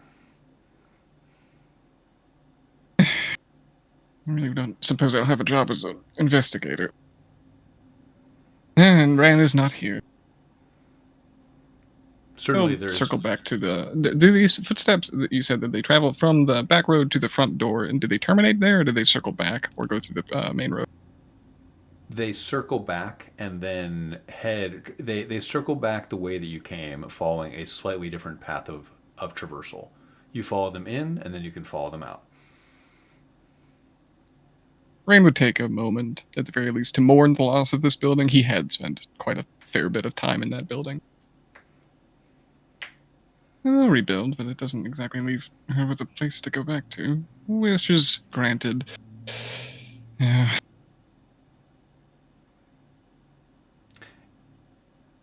You remember the warmth of Laney's hospitality.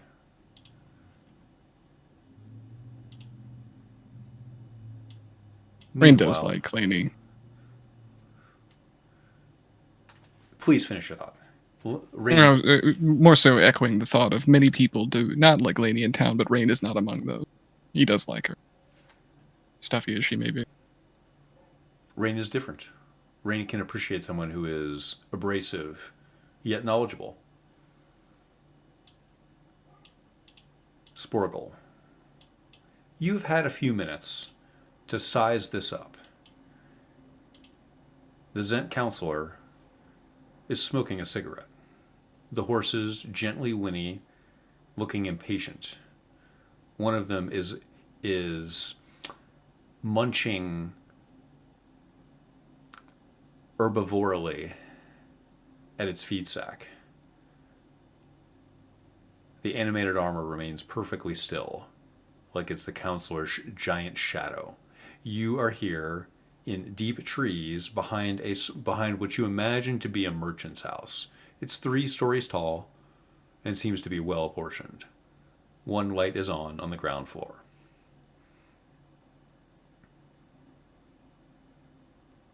Okay. So this wagon doesn't have like a covering or anything. It's just open. That's correct. And in the back, you see 1 steamer trunk and 2 large wooden crates. A steamer trunk, you say? Mhm. About how big? Large enough for someone's personal affects. You imagine this, the typical deployment of this is like a large suitcase suitable for a long voyage. Makes sense. Okay, so what Sporgle's been doing this whole time is picking which crate he's going to open, and also consider to the north. I see there's crops. What are these exactly? Roll nature at disadvantage.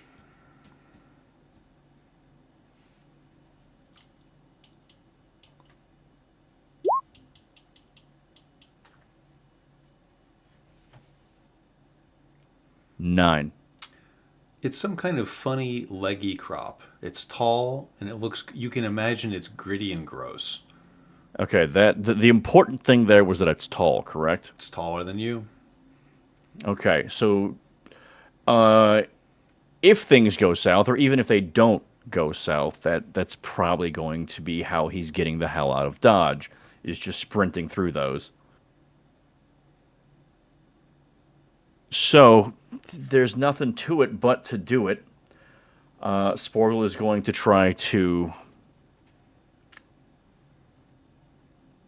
Tell you what, how are the horses attached to this carriage?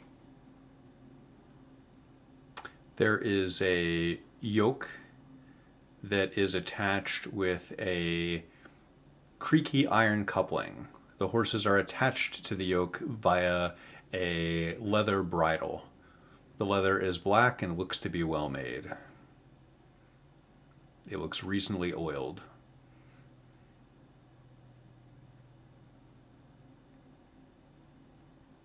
Okay. Sporgle is going to sneak up to the cart, and so let's just say he's going to try and sneak up to the cart first. Let's just get over that hurdle. Sporgle, Mm-hmm. you approach the edge of the foliage. As you go to approach the cart, you realize that both horses, the animated armor, and certainly Shilda may have the chance to see you. There is a broad open area here, and attempting to use the cart or the horses themselves as cover, you sense may spook them.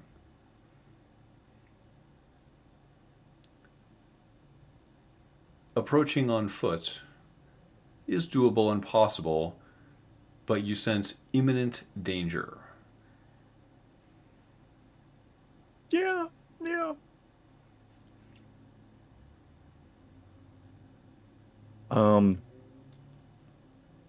So there doesn't seem to be a way to get behind the cart without the horses getting spooked. If you are light enough on your feet, they are currently looking away. They are both horses are oriented south. I believe in myself. Do you have a deity, Sporgle? Nope. Porgal does not believe in that stuff. He believes in himself, like I said. You believe in yourself. That's right. Roll stealth.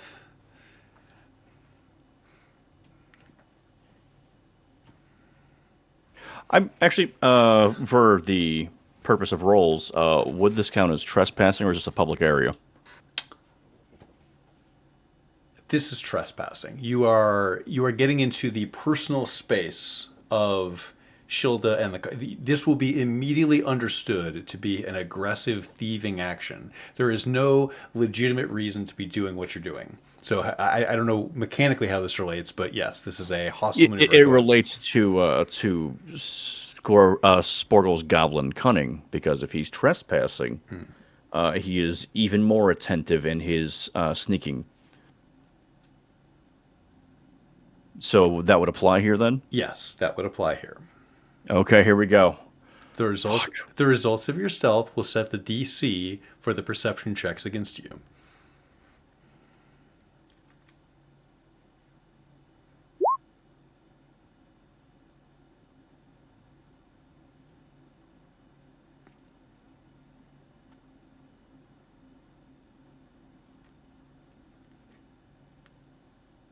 Okay, that's gonna be a 9. One moment. We'll do the horses first, who are rolling at disadvantage.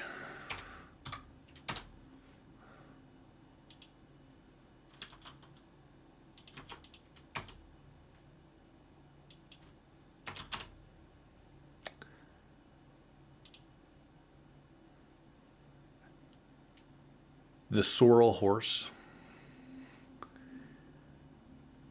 rears up a bit and makes a concerned sound, rolling for the armor.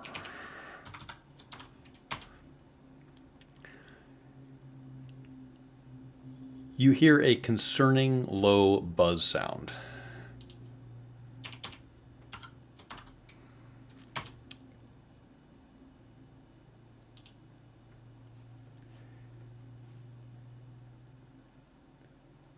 Shilda rolls a 20 on die. There it is. Okay. Well, it was fun, guys. It was good knowing you. He throws down his cigarette. Roll initiative. You got it.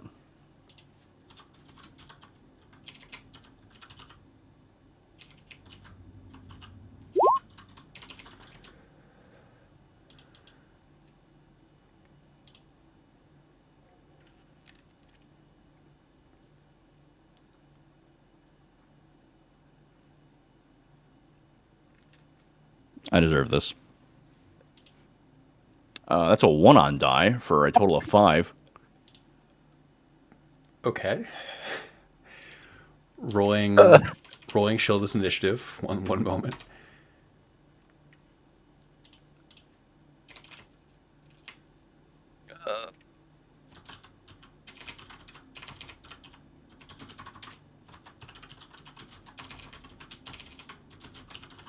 Rolling for the animated armor.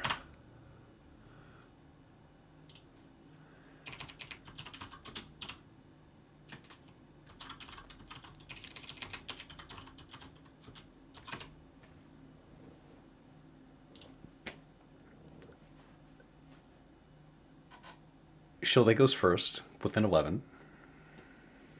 He sees you creeping up on his cart. You see the winged serpent on the side of the cart and realize that the same brooch is around his neck. He points at you. Make a dexterity saving throw.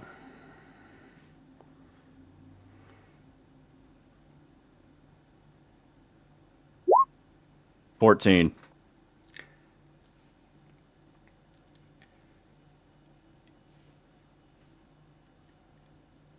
A thin red ribbon of energy Oh, exudes from Shilda's extended index finger. You try to roll out of the way. The red energy connects with your chest. You take a very large amount of force damage. Left sitting just to the north of the cart is a small pile of ash that was once a goblin named Sporgle. Shilda crosses his arms and studies the ash for a moment. He says something to himself, but you'll never know what Sporgle.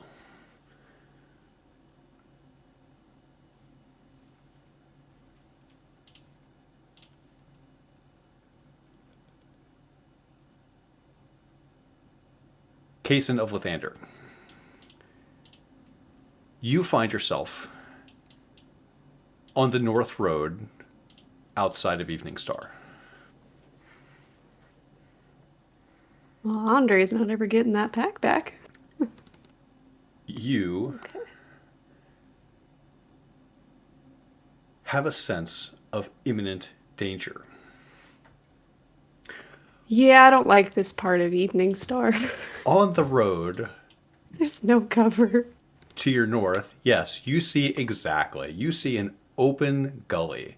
Here, trees have been felled for security's sake, and you feel very alone. It is your turn.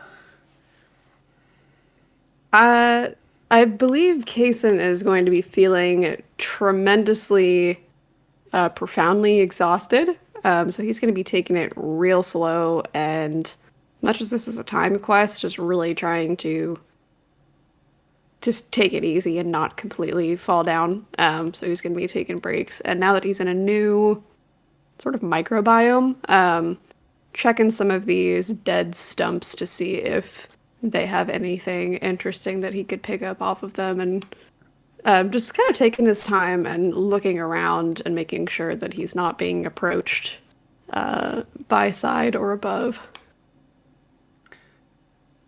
Kaysen, these stumps offer you one thing: the bitter truth that your new human friends do not respect them. The trees, that is. You sit on a stump and gather yourself for a moment.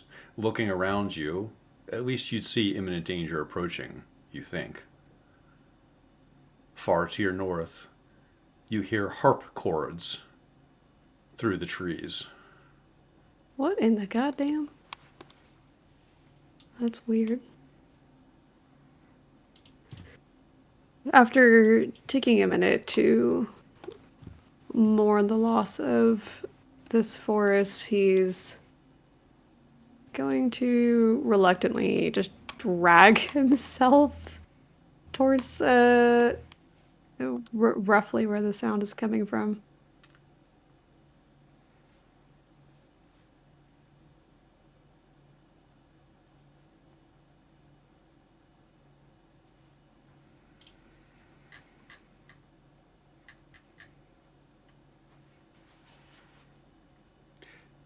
Sitting in the light of a torch is a man strumming an illusory, shimmering harp. He blinks hard when you approach from far away, continuing to strum his harp as he studies you.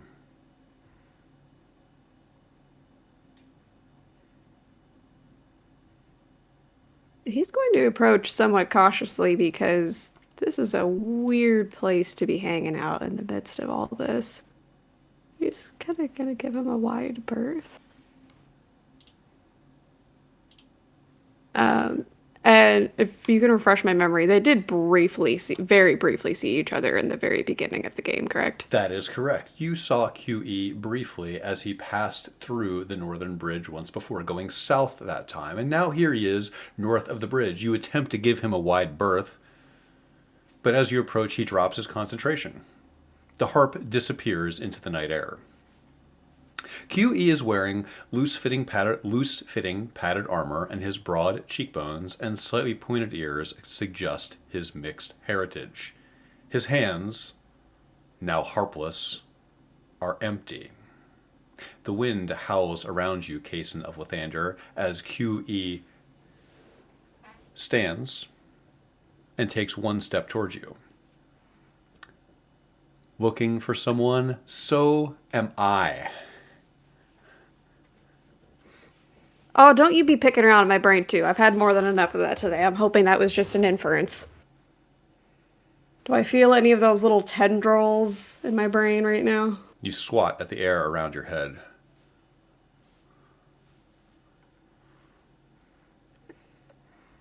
Odd place to be hanging out. You are aware that we're under attack from, like, 3 different factions of creatures right now? Who's we? We, not me. I'm not under attack from anyone.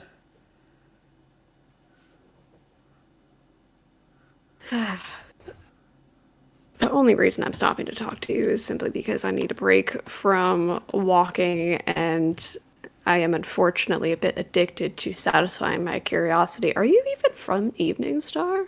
Absolutely not. Oh, that explains a lot. So, what are you looking for out here in the night, in the darkness, all by yourself? Too many things to be looking for after midnight.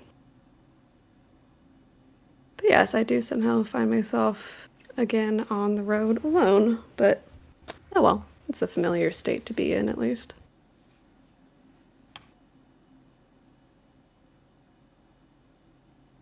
His nose quivers a bit. Fine. I'll start. I'm looking for a vampire hunter. Now you. What is it with this town and vampires? I would ask what you want with them, this vampire hunter.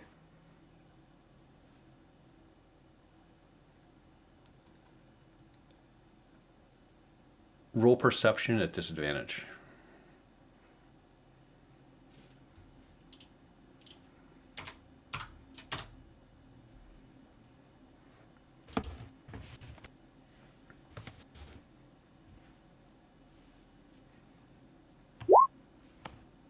That is a 7.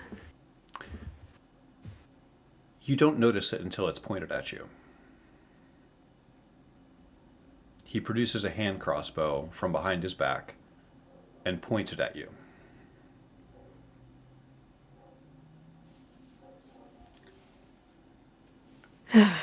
Alright, I don't know how to be more clear about this, but please no more cute answers. Who are you looking for, or what are you looking for? I am looking for Ed Severino's son, Rick, who I suspect of having gone off to grab cigarettes and not telling anyone where he went.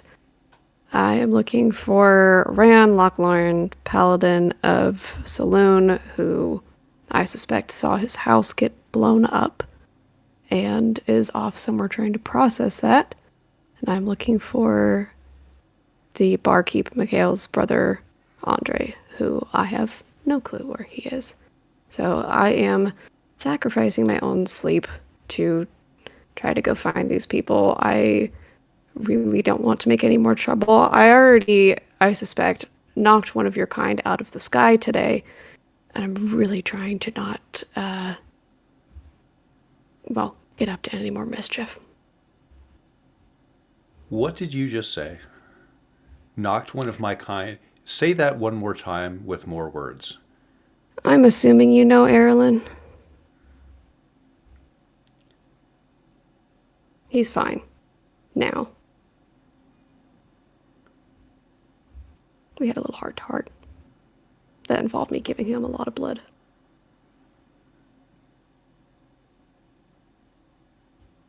For a moment before you say that, he trains the hand crossbow on your head. When you say you gave him blood, he lowers it just a mote. Roll persuasion. Are you lying to me? Did you kill him?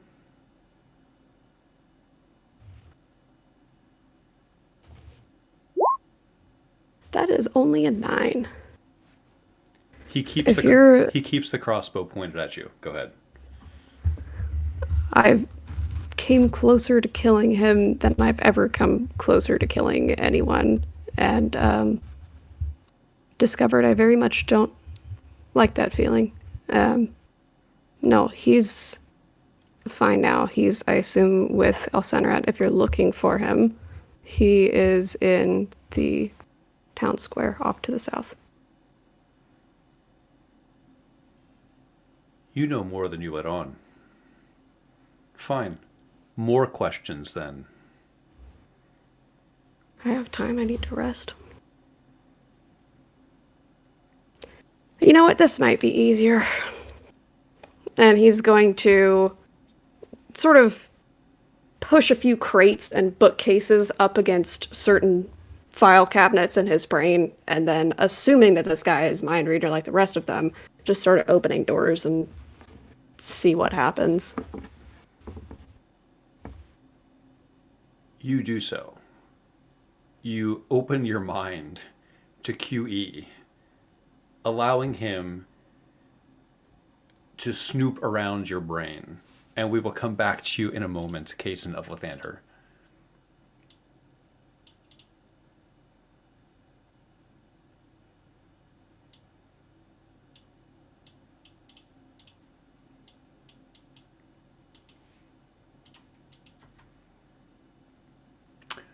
Tilda and Julienne, you are heading east on the road toward Chateau Saint Cyr, is that correct? Yes, and I am inspecting the side of the road for tracks, for piles of armor, for silver-haired morons. You find no obvious evidence of Ran. Go ahead, Julian. I was gonna say I'd be doing something similar, just shining the light through the woods to see if I can catch glints of the armor or anything of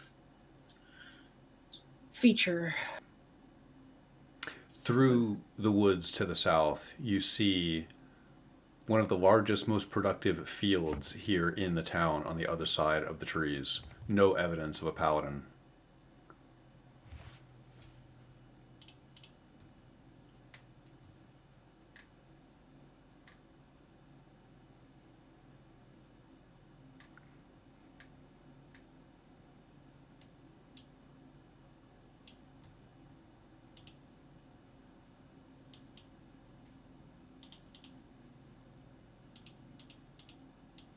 I'll spend an indeterminate amount of time walking down this path, doing this task, without deviating it from it much.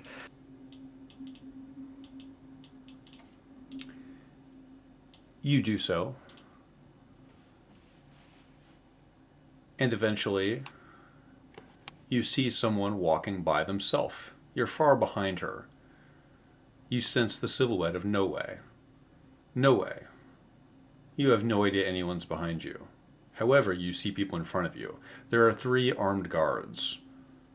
The one who seems to be in charge gives you a fake smile and a little bow. I think if they do not intend to stop her, she is simply going to incline her head and move to enter her estate. Incline upwards like this.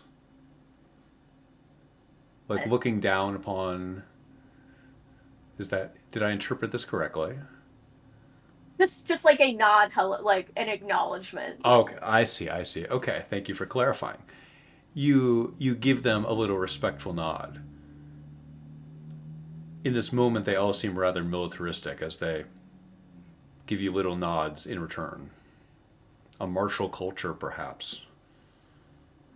The outside of your house is lit, and you see a number of lights coming from inside. Everyone must be home from your estimation. She will pick up her pace as she hurries to her house. Roll perception at advantage. With your relevant bonus. The same roll on die 11. Let me check my sheet.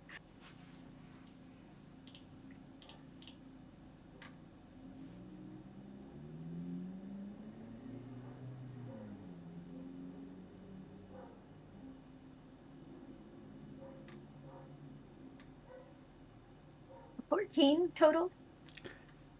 You spy something feline in the tree to the northeast of your fountain.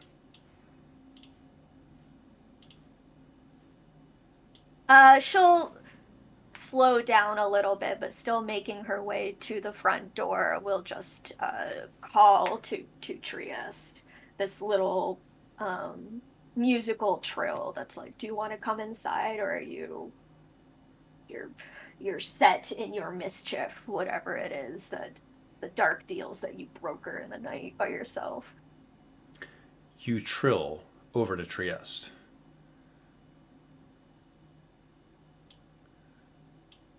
You see him bound down from the trees. He rushes towards you, his tail held high, and then flits just behind you and walks past you. Yeah, of course. He looks healthy. He does. He looks healthy and pleased with himself. Okay. She's glad that the military elves respect cats. She mentally notes this.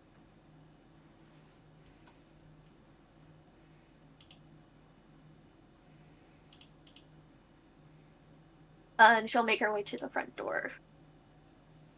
The front door to your house feels open. She'll open it, stick her head in.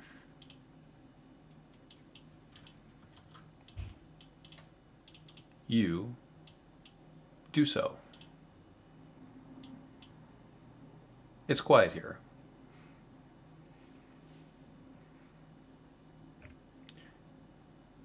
It is late. I think she as she passes by the drawing room, sort of peers in, looking to see if anybody is around, and then also listening to see if there are any footsteps or movement. You hear little murmurs and the creakings of boards, suggesting that someone's upstairs. Based on the positioning, you think it sounds like your parents and probably Yosan as well. Hard to say exactly. Okay, if everyone's awake, she'll call out to her family, saying, "I'm home. It's Noe," as she goes to make her way up the stairs. You do so.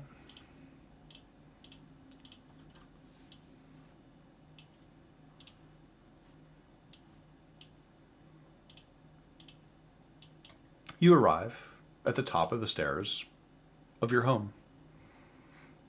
The air here is warm and it's cozy. Throughout, torches and fireplaces are still lit. Despite the chill outside, it's nice in here. I think she has this sensation like when you drop into a warm bath, you just sort of relax a little bit and inhale deeper. She'll pause by her parents' door and knock. You knock. The door slowly opens with a creak, and your mother peers out. You see one of her dark, intense eyes. She looks at you for a long moment before opening the door just enough to slip outside. She gives you a close, tight embrace. She pulls you to her chest. She hugs her back. Does she smell like smoke? She does. She still smells a bit ashen. Are you all right, Mother?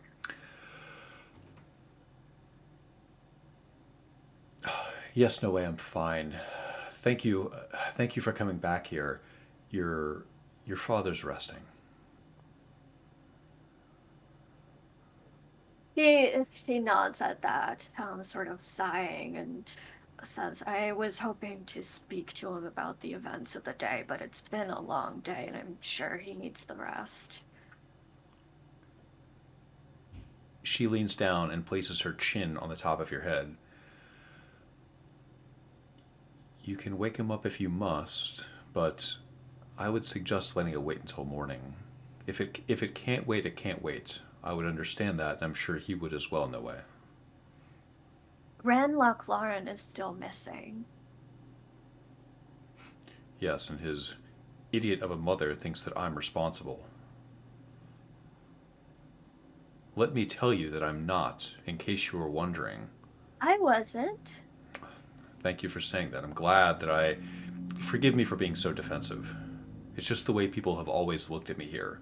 If anything happens, it's my fault, let alone something from that harpies. Neither here nor there. No, but I feel terrible that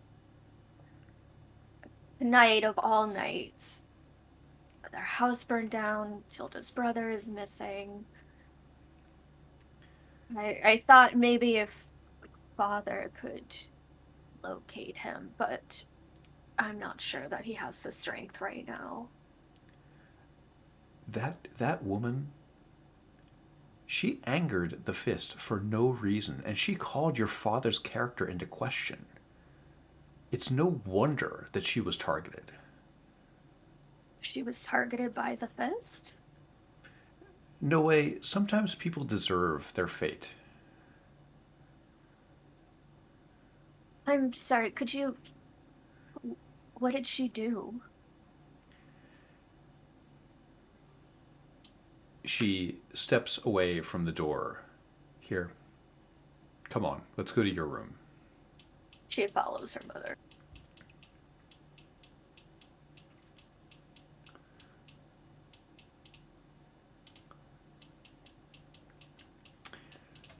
Your mom walks down the hall and sits at the desk in your room.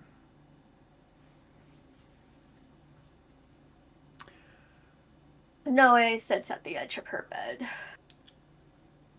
Lainey Lochlauren is a menace.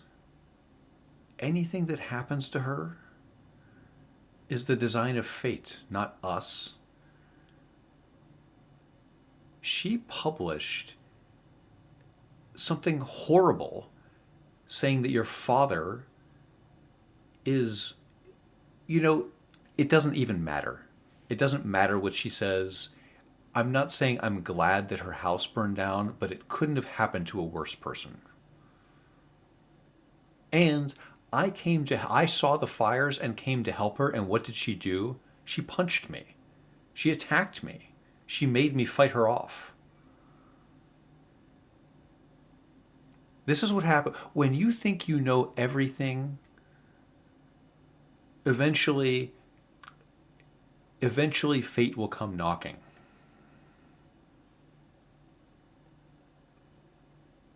I'm sorry, Mother. This sounds... I know that people are, like you said, eager to demonize you in ways that are not your fault.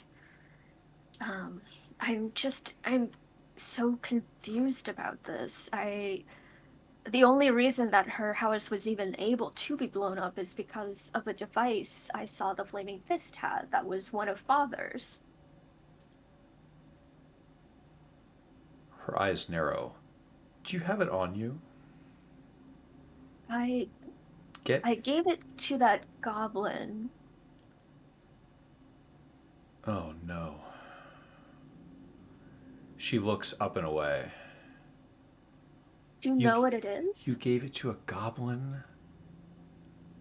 Okay, daughter, what do you mean you gave it to a goblin? I think there's a moment where Noe is legitimately trying to remember the sequence of events that led to her giving it to Sportle, but Was this in that cave, your father's cave? He spends so much time there. It's no wonder that goblins have come to gather his things. he was the only reason Joseon survived today. I understand you're very upset.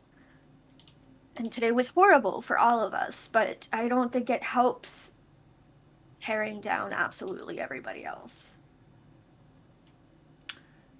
She crosses her arms. Arsinoe, people would come here to tear down our little tower. Sometimes you have to act first. All right, and I acknowledge that it was perhaps irresponsible of me to give the device away. Do you know what it is?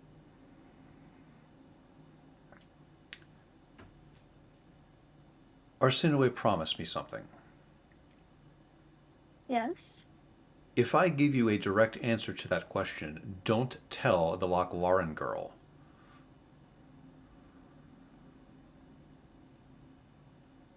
I think Noe has a pure expression of confusion. But after a moment, she just nods. What else can you say to your mother?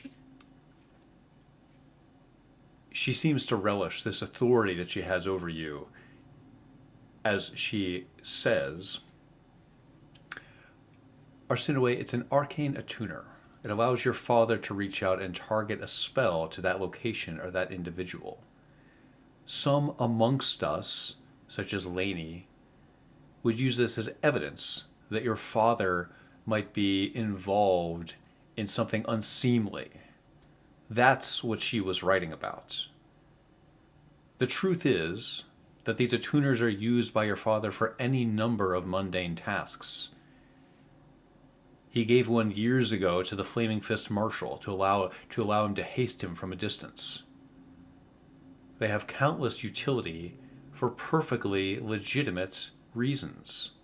And yet, your friend's mother drags your father's name through the mud on nothing more than speculation, simply to tear us down. This is what happens. She was jealous of our house on the hill, and now she has no house at all. There are lessons here for everybody.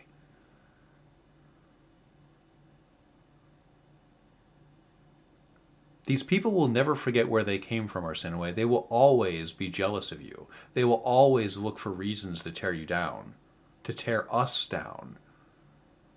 Yes, but you yourself say that we're cut from stronger cloth.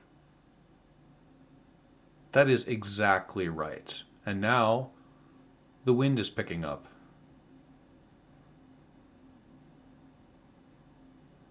So the Marshal had one of these devices because Father gave it to him. This device that allowed this fire spell to be directed. And you're saying the other part.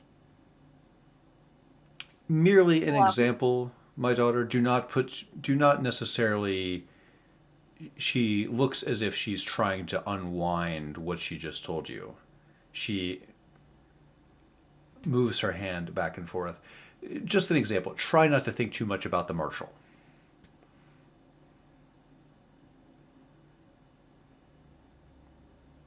There is a lot of business that Father is involved in that he doesn't tell me.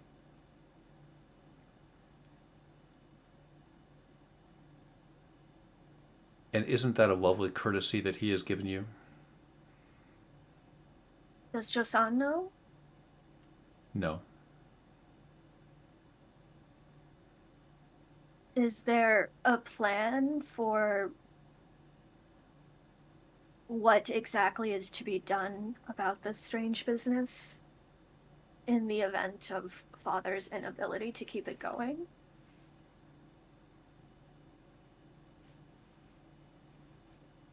She stands up from the chair. The scariest thought I have for any of this is that nothing will last forever. I don't have a plan for when your father becomes too old to do what he has to do. But just as his father gave this incredible charge to him, perhaps someday Yosan, or perhaps someday you, will be able to take up the mantle and do what needs to be done. Someday Mother, you... I know that you have Father's ear. I know that he will listen to you if you give him any sort of advice.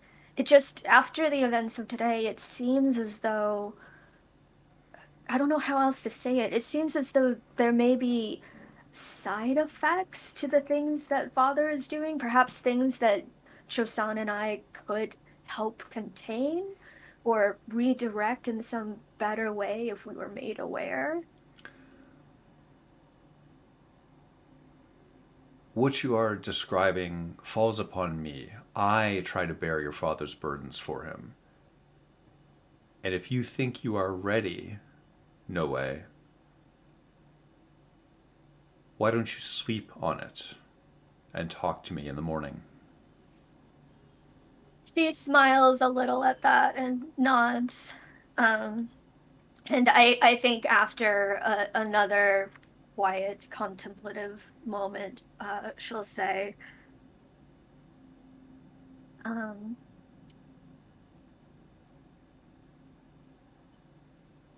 I need 30 gold. You need 30 gold. Daughter, that's not what I expected you to say. I suppose I don't know what I expected. For what? We bought you the armor last year. We tried, before we got you your halberd, we tried pikes, long axes, a silvered longsword. Gold? 30 gold?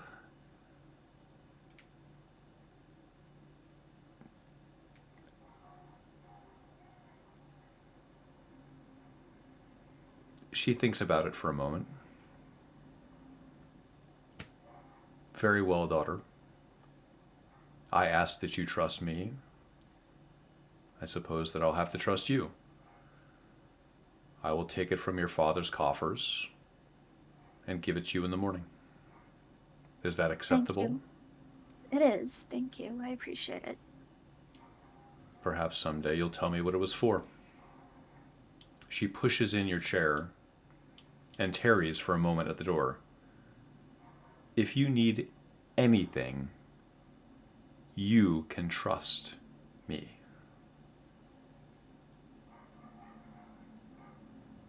I think her voice sort of breaks a little bit and she says, I know.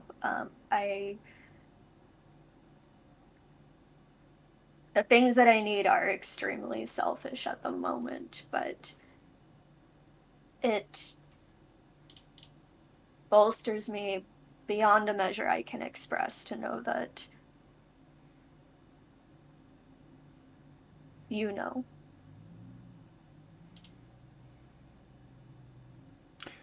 When you say this, she stops from the door, comes over, and places a kiss on your scalp.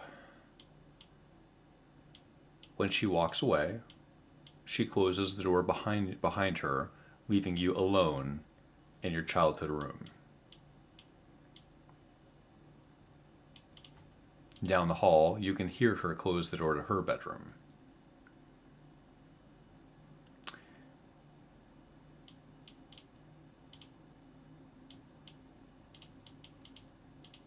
One moment, wrong map. Sorry.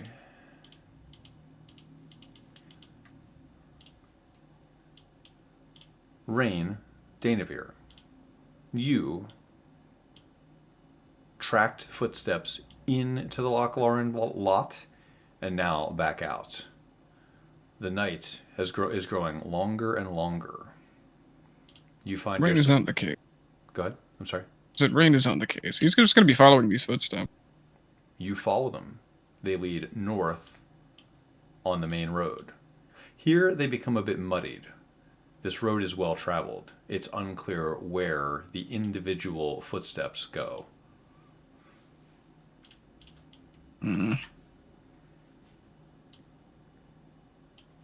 It did say something of the dock. That'd be at least one place to start for his kid. Rain is at least very familiar with Evening Star. Where would the docks in relation to this crossroads be? North.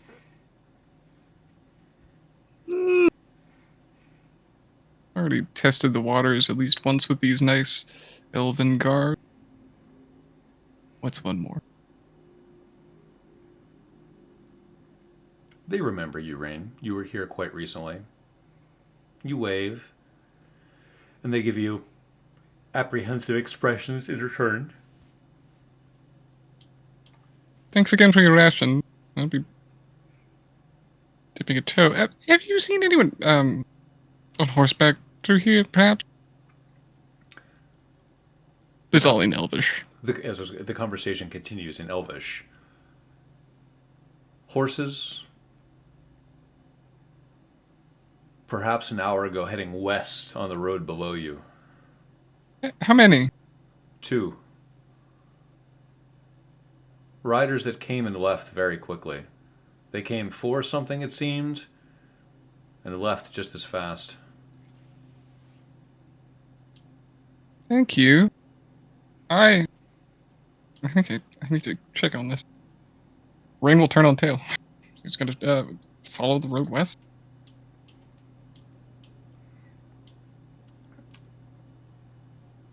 You follow the road west. What you see are 2 sets of hoofprints, clearly galloping, clearly far, clearly too far away for you to walk. You get the impression that trying to follow this trail on foot would be a bit much. Rain is trying to process this information of at least 2 horsebacked somethings coming, going.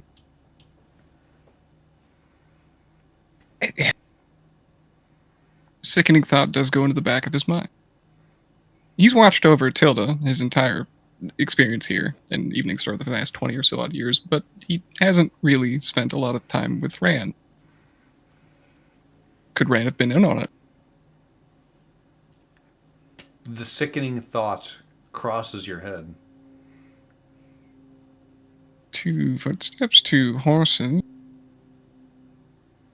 would be difficult for the Fist to put a bomb, is what he's assuming. He heard the Ignis part. He's at least flitted about these sorts of things. Rain is pacing back and forth in this intersection, mumbling these things sort of aloud. But we've lost the boy. He was on the way to his mother, and then an explosion. If he was to hide... It's gross. I don't like it, it's gross. I'm going to find the other.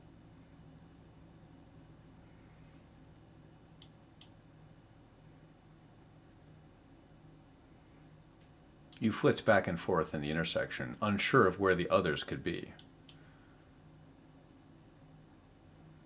Eventually, it seems like you decide on the northeastern road toward St. Cyr Manor, at the very least. Exactly. One moment.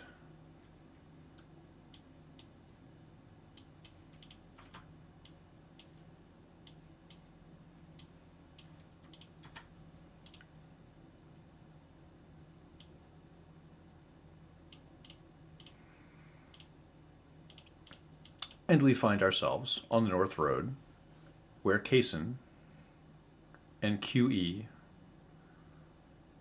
are standing rather close. as he is sort of opening things up in his mind, he's going to walk up and, in a fit of exhaustion-induced madness, is going to basically walk up to the pointed crossbow and just say, "Let me make one thing very clear. I am not going to be sharing anything with you that is not mine to share." And he's going to see what he feels, blocking off basically any, as best he can, any sort of vision of owlbear incident, tome in backpack, secondhand knowledge of Flaming Fist murder, and then having a sense but not quite sure who he's looking for, he's going to attempt to turn all memories of Rain into like a little smudge following them around and sort of block that off. And just see if he feels any tickling. Make a wisdom saving throw.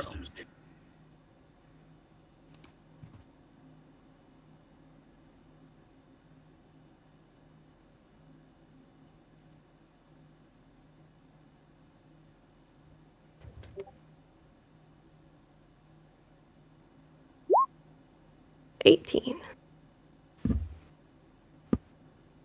You feel a familiar feeling. Little tendrils wrapping around pieces of your mind and squeezing. Eventually, after a long moment of QE dancing around your brain, he lowers the crossbow. You weren't lying. Looking for 3 people alone at night. Brave. Would you like haste to cover more ground? He's standing there in immense confusion, trying to comport the word brave with his image of himself, and the gears are just like audibly spinning in his brain. I'm sorry, would I like what? Would you You like just to had it. move faster in the pursuit of your quarry, which I will say I would like to include mine?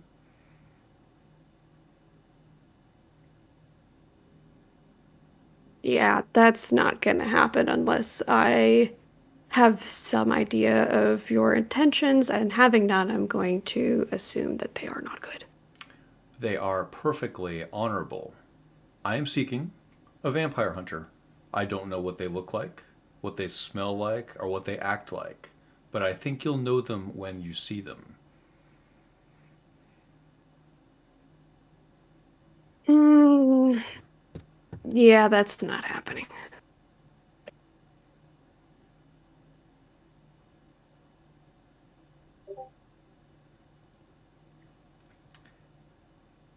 QE takes a long moment and considers this. I can offer you something else as thanks for the haste, though. Such as a real loot, a job. I'm making the wild assumption you are a vampire. I'm not letting you bite anywhere near my neck, but I'm not going to be ungrateful if you're offering a haste spell. I won't give you information, but should be some blood left in here. You offer him your hand. Yeah, Finger didn't turn me last time. Fuck it, let's try it again. He grabs you by the wrist. Just don't turn me, don't turn me, don't turn me. He bites your hand like it's an apple. How? Fangs rip into flesh. Blood rushes forth from your ripped palm. He sucks greedily.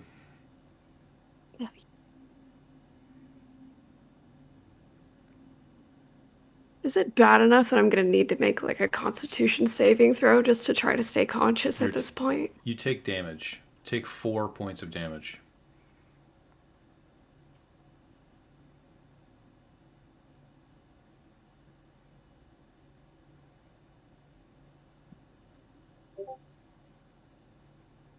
He's not looking too good.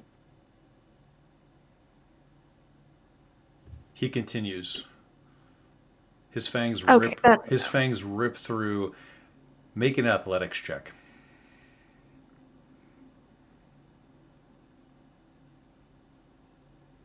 His fangs ribbon your palm, cutting through flesh. Oh god, that's a 5. You have a hard time shoving him away. And as you do so, you realize that blood is really rushing forth from these open wounds. You weren't able to push him far enough. You weren't able to push him very far, very fast. He takes a step back. He's breathing hard. Your blood is running down from his chin. No, I was hoping to save my last fucking cure wounds spell for somebody else, but okay, well, this is a lesson in doing things for myself sometimes. And he's going to attempt to get himself together enough to cast cure wounds on himself, and that'll be his last spell slot for the day. You do so. QE is breathing heavily, rolling something on my end. And I heal for 3, putting me back up to a generous 9 of 26 hit points. Ow. He's breathing heavily. Roll perception.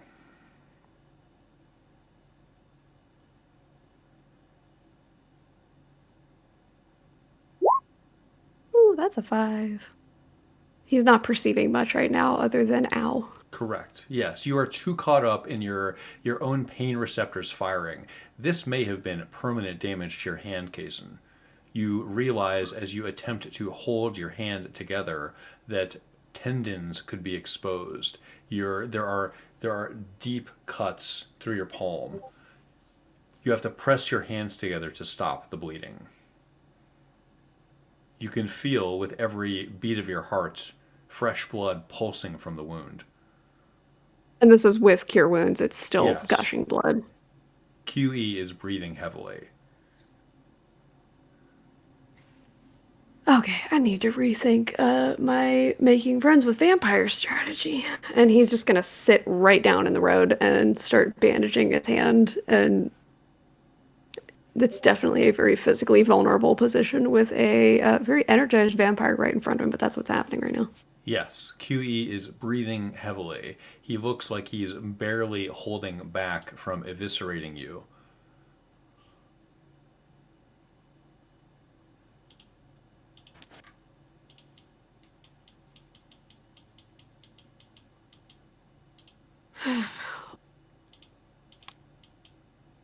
Haste is not the ideal spell that I would like right now, but I guess it's better than nothing.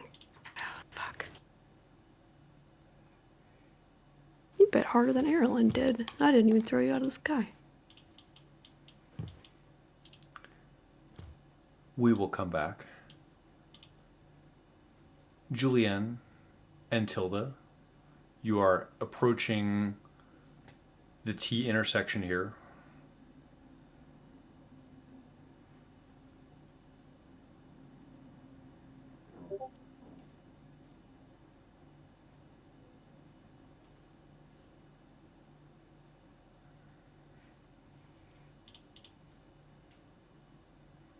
Do we see Rain behind us?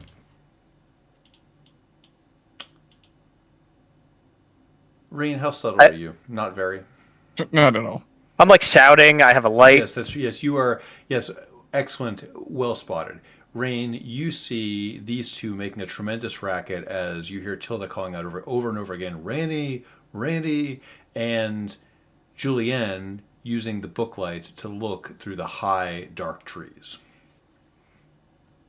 Oh, lovely. You're not dead. No, and I can't find Ran. Yeah. Yes. You scare me half to death. When did you just get here?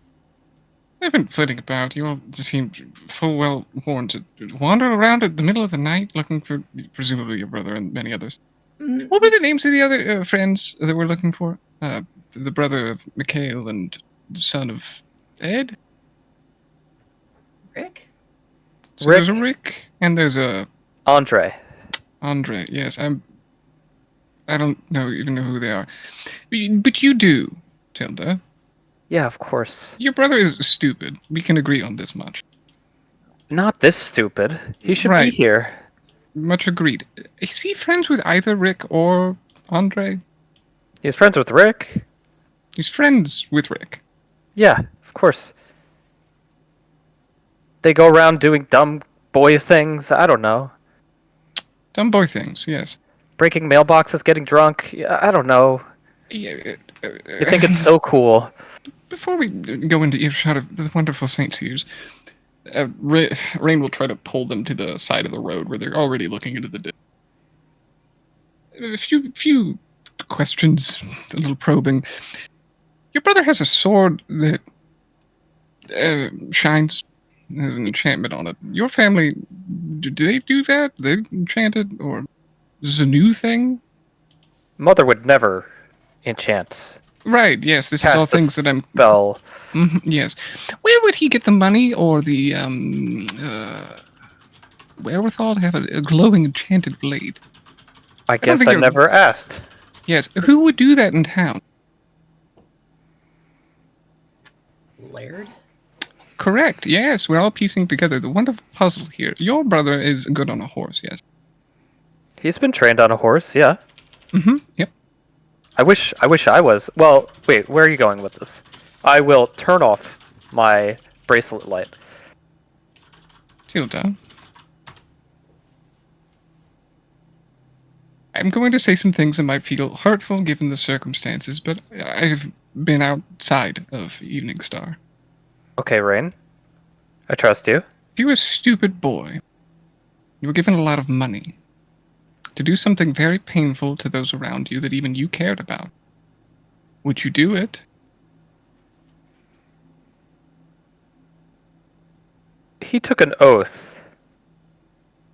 And your mother is alive, yes, but your building is very much blown to smithereens. And we can't find either of them, and there's 2 horse tracks leading out west. Those fine elven gentlemen sitting atop where Ran normally would preside. And we did find horse tracks at the manor, plus some paint markings. I'm sorry, there's paint. I didn't find that much. No, but the horse tracks we found were directly aligned with the paint that was Yeah. at the house. So like somebody marked the house. Blue, silver, orange, and mostly yellow. It's mostly yellow, so it was targeted specifically. It feels like. All right, well, that's new information that I'm not admittedly sure how to parse. But you saw the horse tracks, and we saw horse tracks at the manor. And we're missing at least 2 people, and they would have gone east to west, and I went east to west twice over. Thank you for locking me in the basement again. They aren't from the river either. That wasn't me. To be fair. So why did he go to the west? Did you see him? To leave town, Tilda. Why would he leave town? Like, is he on a courier mission? I don't understand. I believe that your brother was employed by the St. Cyr's. I believe that a building has exploded for that reason. The Flaming Fist were trying to take him, I suppose, when we were outside the cave. No, they Why were trying to take Yosan. Different. Oh, sorry. Why wouldn't he tell me about it? Why doesn't anybody tell me anything? Tilda, I'm beginning to ask the same question.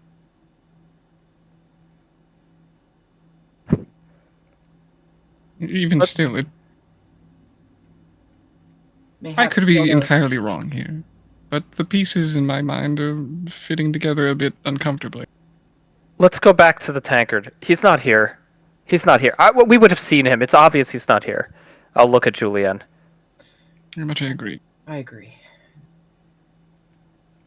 No way went to her mansion.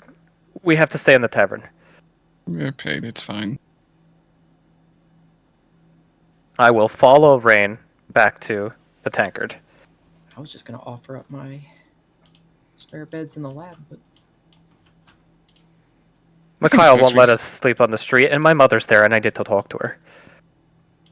alright. He seems in quite the tizzy, by the way. Do you tread carefully?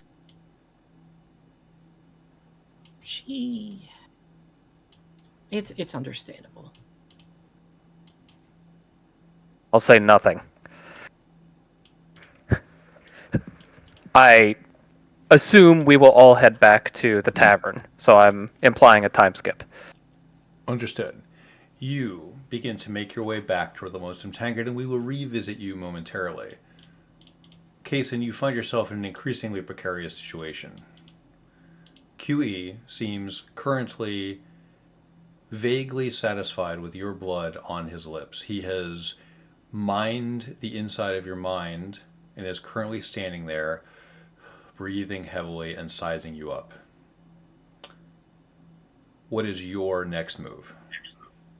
Jason is gradually losing his composure as he is sitting there wrapping what little scraps of fabric he has around what little scraps of fabric he has around his hand, and the blood is just pretty much going right through it. And I imagine that he's sort of just sitting there like whimpering quietly.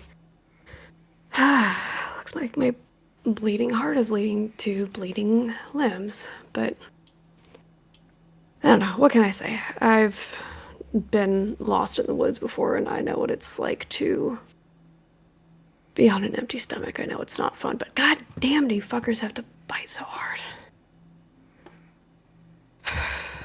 Okay, well, I'm not telling you about this vampire hunter that you're looking for, but at least you know that... Excuse me. You're not telling me about what? You're not This telling... vampire hunter that you're looking for, whether or not I know him or not, I don't know.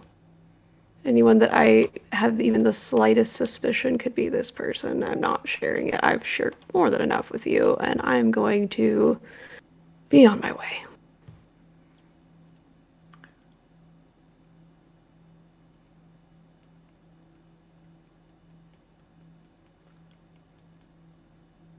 Roll persuasion.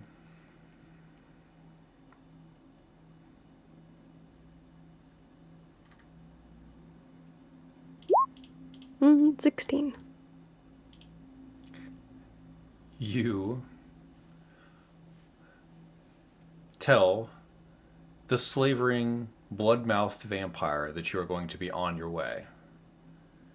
He breathes heavily, staring at you with an inhuman hunger. I mean, why are you just sitting out here on the road? Are you not able to go into town? Are you not traveling with the rest of the elves? Are you waiting for passersby to eat them? Kaysen, roll wisdom. That's not a thing he's very good at. So you sort of extricate yourself from... He is standing there. There is your blood running down his chin, and he looks like he's about to leap, bite you, and potentially eviscerate you. And you turn around to potentially lob him a few more questions. That is a 10 on wisdom. You have the creeping feeling that this may be a bad decision. You are feeling increasingly alone and injured. He is Look, if you want to kill me just for fun, go for it. But I am, as you can see, critically out of blood. So you're really not going to get much more out of me. But if you just feel like killing me because whatever, then I can't really stop you, can I?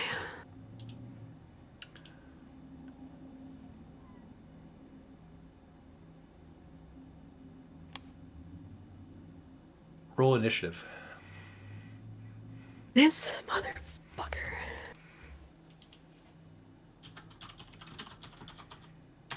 One moment. Let me split my screens really quick.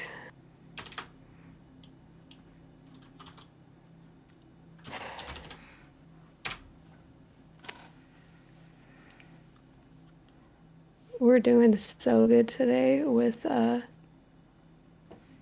avoiding fights. Sorry, my screens are misbehaving.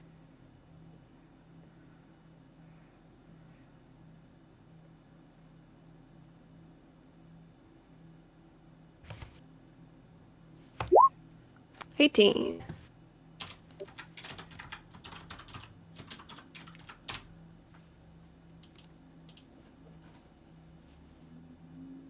So here's my suggestion. It's currently 8:18, and we're not that close to resolving this, and we're about to start another combat. And we're pretty far away from the long rest I hoped that this session would end with. And now I have a few things to plan for character-wise. We've rolled initiative. Can we put a pin here and pick it up in 2 weeks? Yeah, 2 I'm weeks? gonna need 2 weeks weeks, to yes. brainstorm how to live through this. Yes, we are off next week, and then we're playing the next week if that is amenable with everybody here. So we're off the 25th, and then we play Saturday the 1st, February 1st. Okay. I think you can time skip Tilda and the two alchemists to the tavern. That was my hope, yes. Likely, yeah. Mm-hmm. Sweet dreams, no way. Must be nice to be in bed. And Sporgle. Good night, sweet Sporgle. Good night. Night, Sporgle. sweet Yes, dream. good night. Here with Evening Star Sporgle. Atomized. That's how the Sportle crumbles. See, did you learn nothing from Nothing Gold? He's a goblin. Exactly. I mean, he was a goblin, hopped up on fucking cosmic weed and mead, and bad decisions were coming. That's all there was to it. Sporgle's like the Florida man of Evening There Star. you fucking go. Yep. Here Oh, today, man. gone tomorrow. This party is Goblin flailing from right the now. Sword Coast. I love doing great. how when I'm this fine. character showed up, he just kind of came through and went through the tavern, and I was like, "Pff, Bard, who gives a damn about bards?" And now here I am, like, oh, another mouth to stick my finger in. Jason, please find some self-preservation, Uh, please. Seriously. He Why just sees why is he- hot vampires with pointy ears, and is like, "Wee, here we go." Why is he so incarcerated in horny jail? It's like he's in solitary confinement at this point. I know. Uh, Well, no, yeah, he has. It's bad. I'm going to go eat. I will see you guys in 2 weeks. Thank you for the game. Good night. Good night. Good night. Good night.